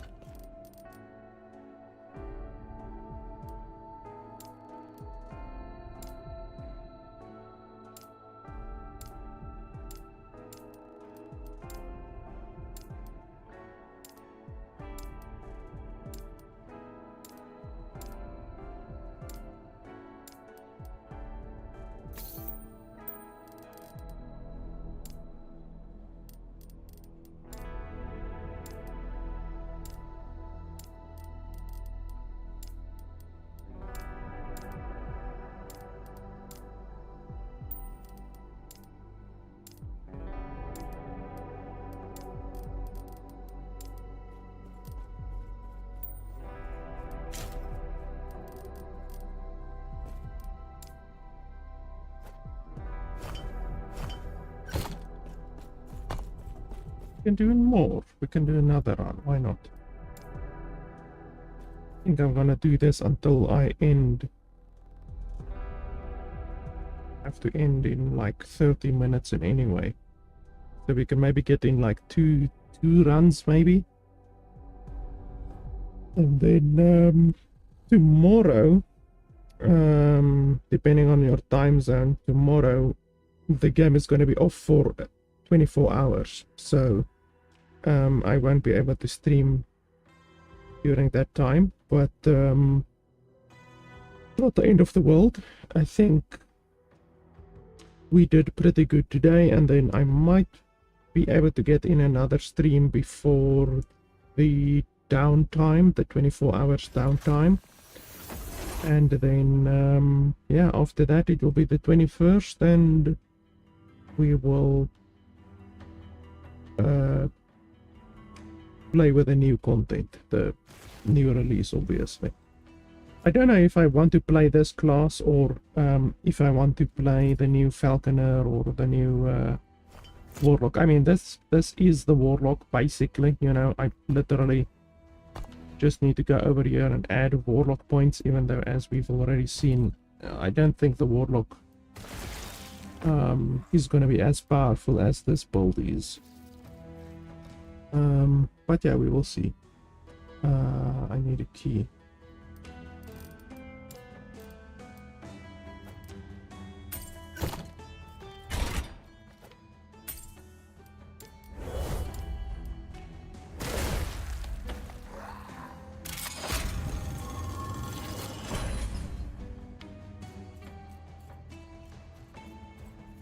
Intruders? A waste of time.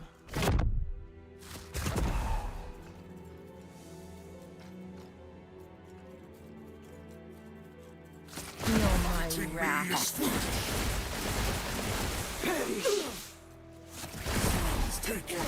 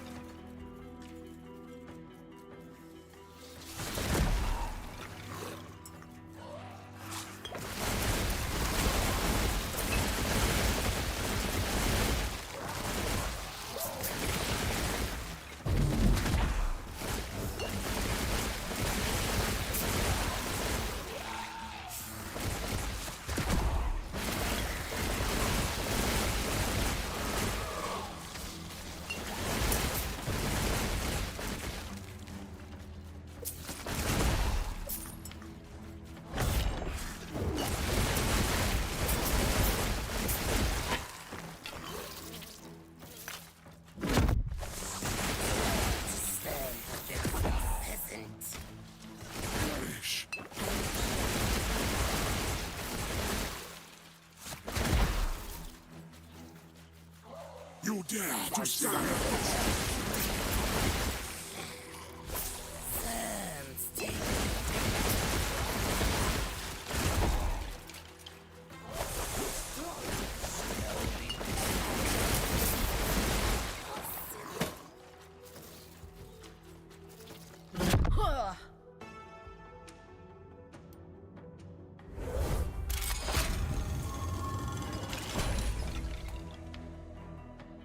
This loading screen is once again gonna be like 2 minutes. So while the loading screen is going on, I'm quickly gonna take a bathroom break. So I will be back in about 2 minutes, hopefully when the loading screen is done.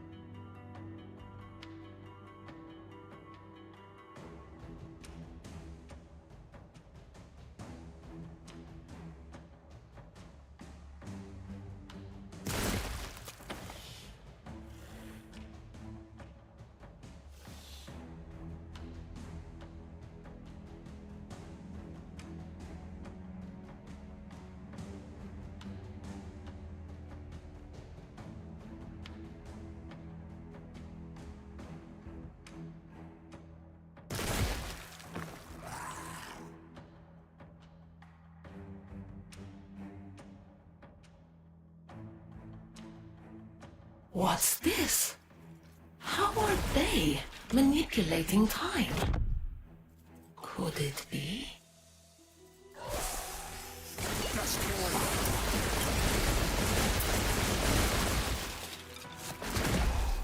Killed her 10 minutes earlier, but clearly she does not remember.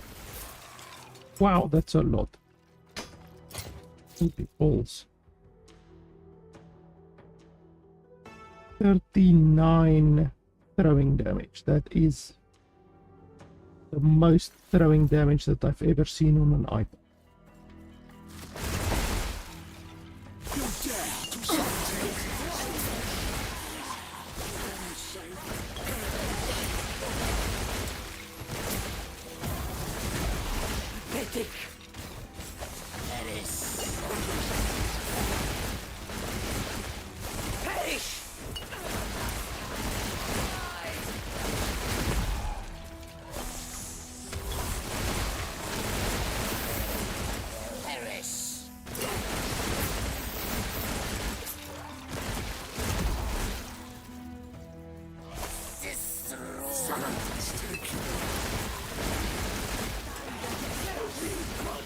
Fighting me is foolish. Sands take you.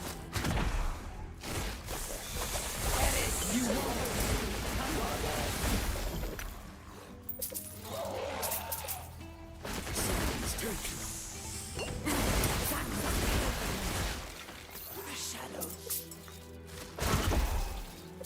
Perish.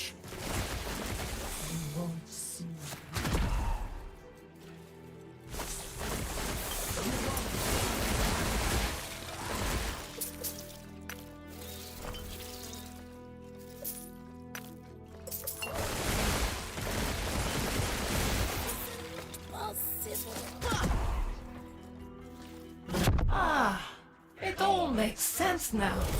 The epoch has finally come to me. I'm gonna shove it up your ass.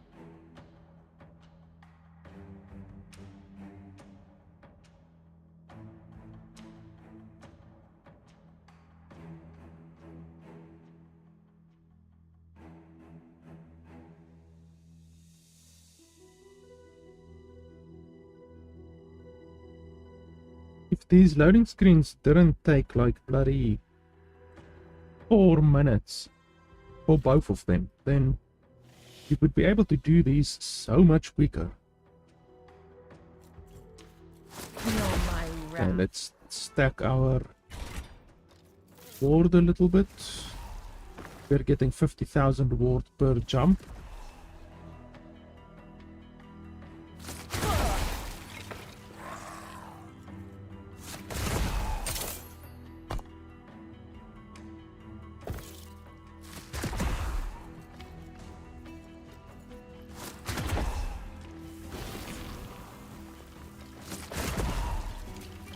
The epoch, I will have it.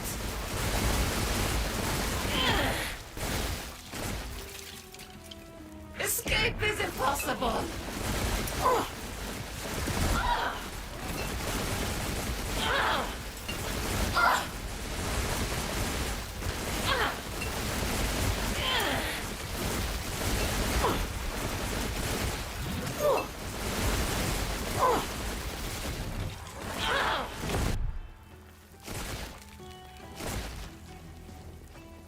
Escape is impossible.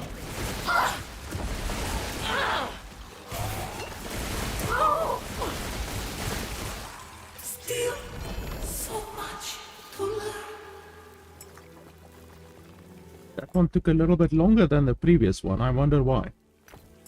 Perhaps she just has way more health this time. I think the previous time the modifiers altogether made her health like 320 or something like that.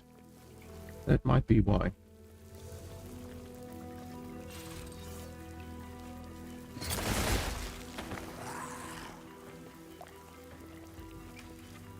Yeah, that's a very good item.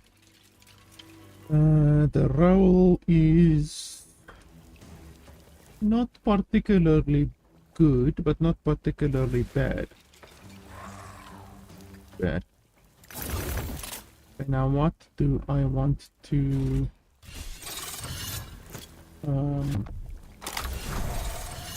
do?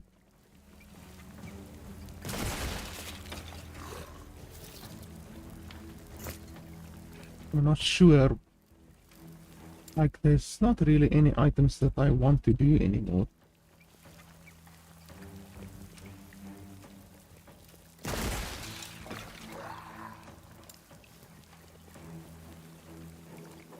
I could do this one. It's a good leveling ring.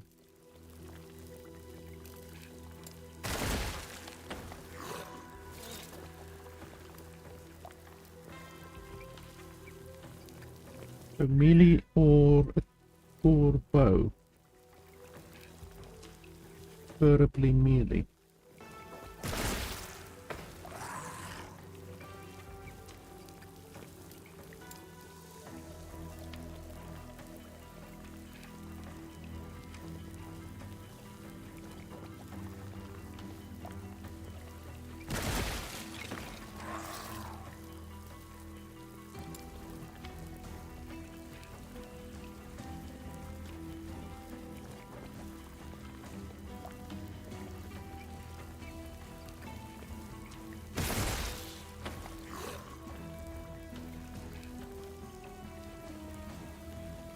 Strength and attunement, I mean, not particularly good, but since it's a leveling ring, you're not gonna get too much from it in any way.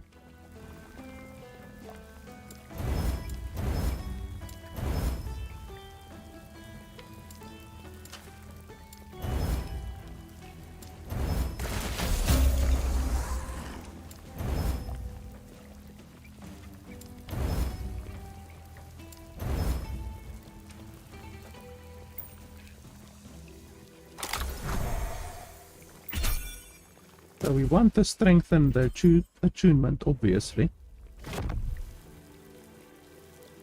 We get the strength and the critical strike avoidance. That's not too bad. That's a good leveling ring. Any low level character will be more than happy to have that one.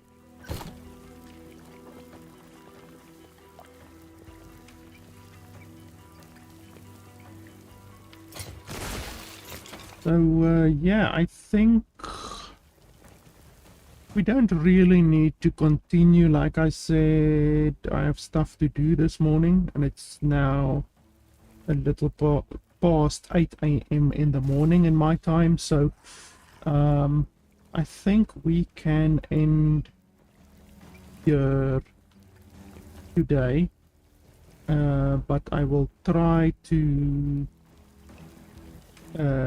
get another session in today still, and yeah, I think we can end here. So at least we have the build planner done now. I will just like add the new weapon that I now have to the build planner, but otherwise than that, the build planner is good. And I will obviously also update it when the new content releases. There's also actually some new unique items as well. I actually want to see if we can't look at that quickly. I'm just looking for the Bastion. Why do I always struggle to find the bloody placers? Not the Sulfire Bastion. The place. Champions Gate, there we go. Let me have a look here. It might be on the Steam page. Let's have a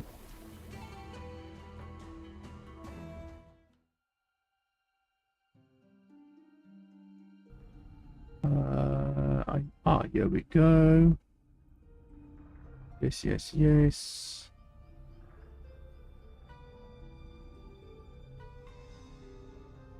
So it's new bases. They're showing new bases. So let me show you guys here.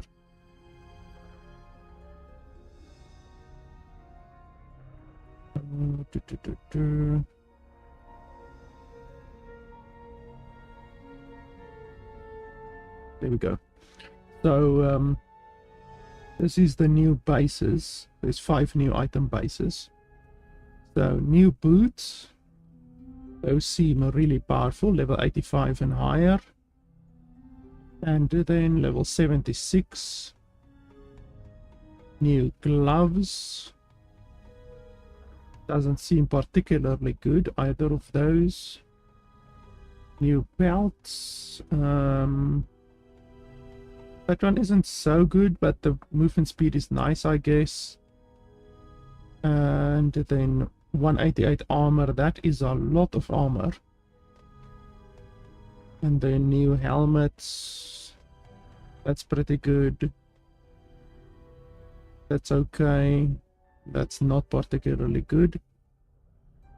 And then, wow, 513 armor as a base and 215 stun avoidance. That's quite powerful. And then, yeah, that one gives 16 health regen. That's actually a shitload of health regen. That one gives mana regen and cast speed. And then there's new affixes as well. Minion spell damage, minion bow damage, and then minion physical penetration, and then just regular physical penetration. New Warlock affixes. Profane Veil. 35% chance for 3 additional projectiles when you directly cast Chaos Bolts.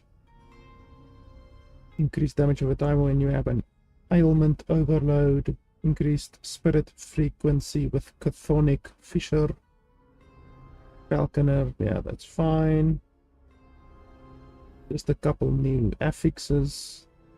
Here's the new uniques. Well, there's a couple more new uniques that they haven't shown yet, but these are 5 of the uniques that they're currently showing. Stygian's Reprisal. So it's a low level 35 shield, and it's basically a shield throw build. +1 throwing damage per shield throw per 10 damage reflected to attackers. And then a new belt, level 19, so it's also a low level item. Stats on this item are doubled for 1 second after using a potion. Potion slots per equipped weaver item.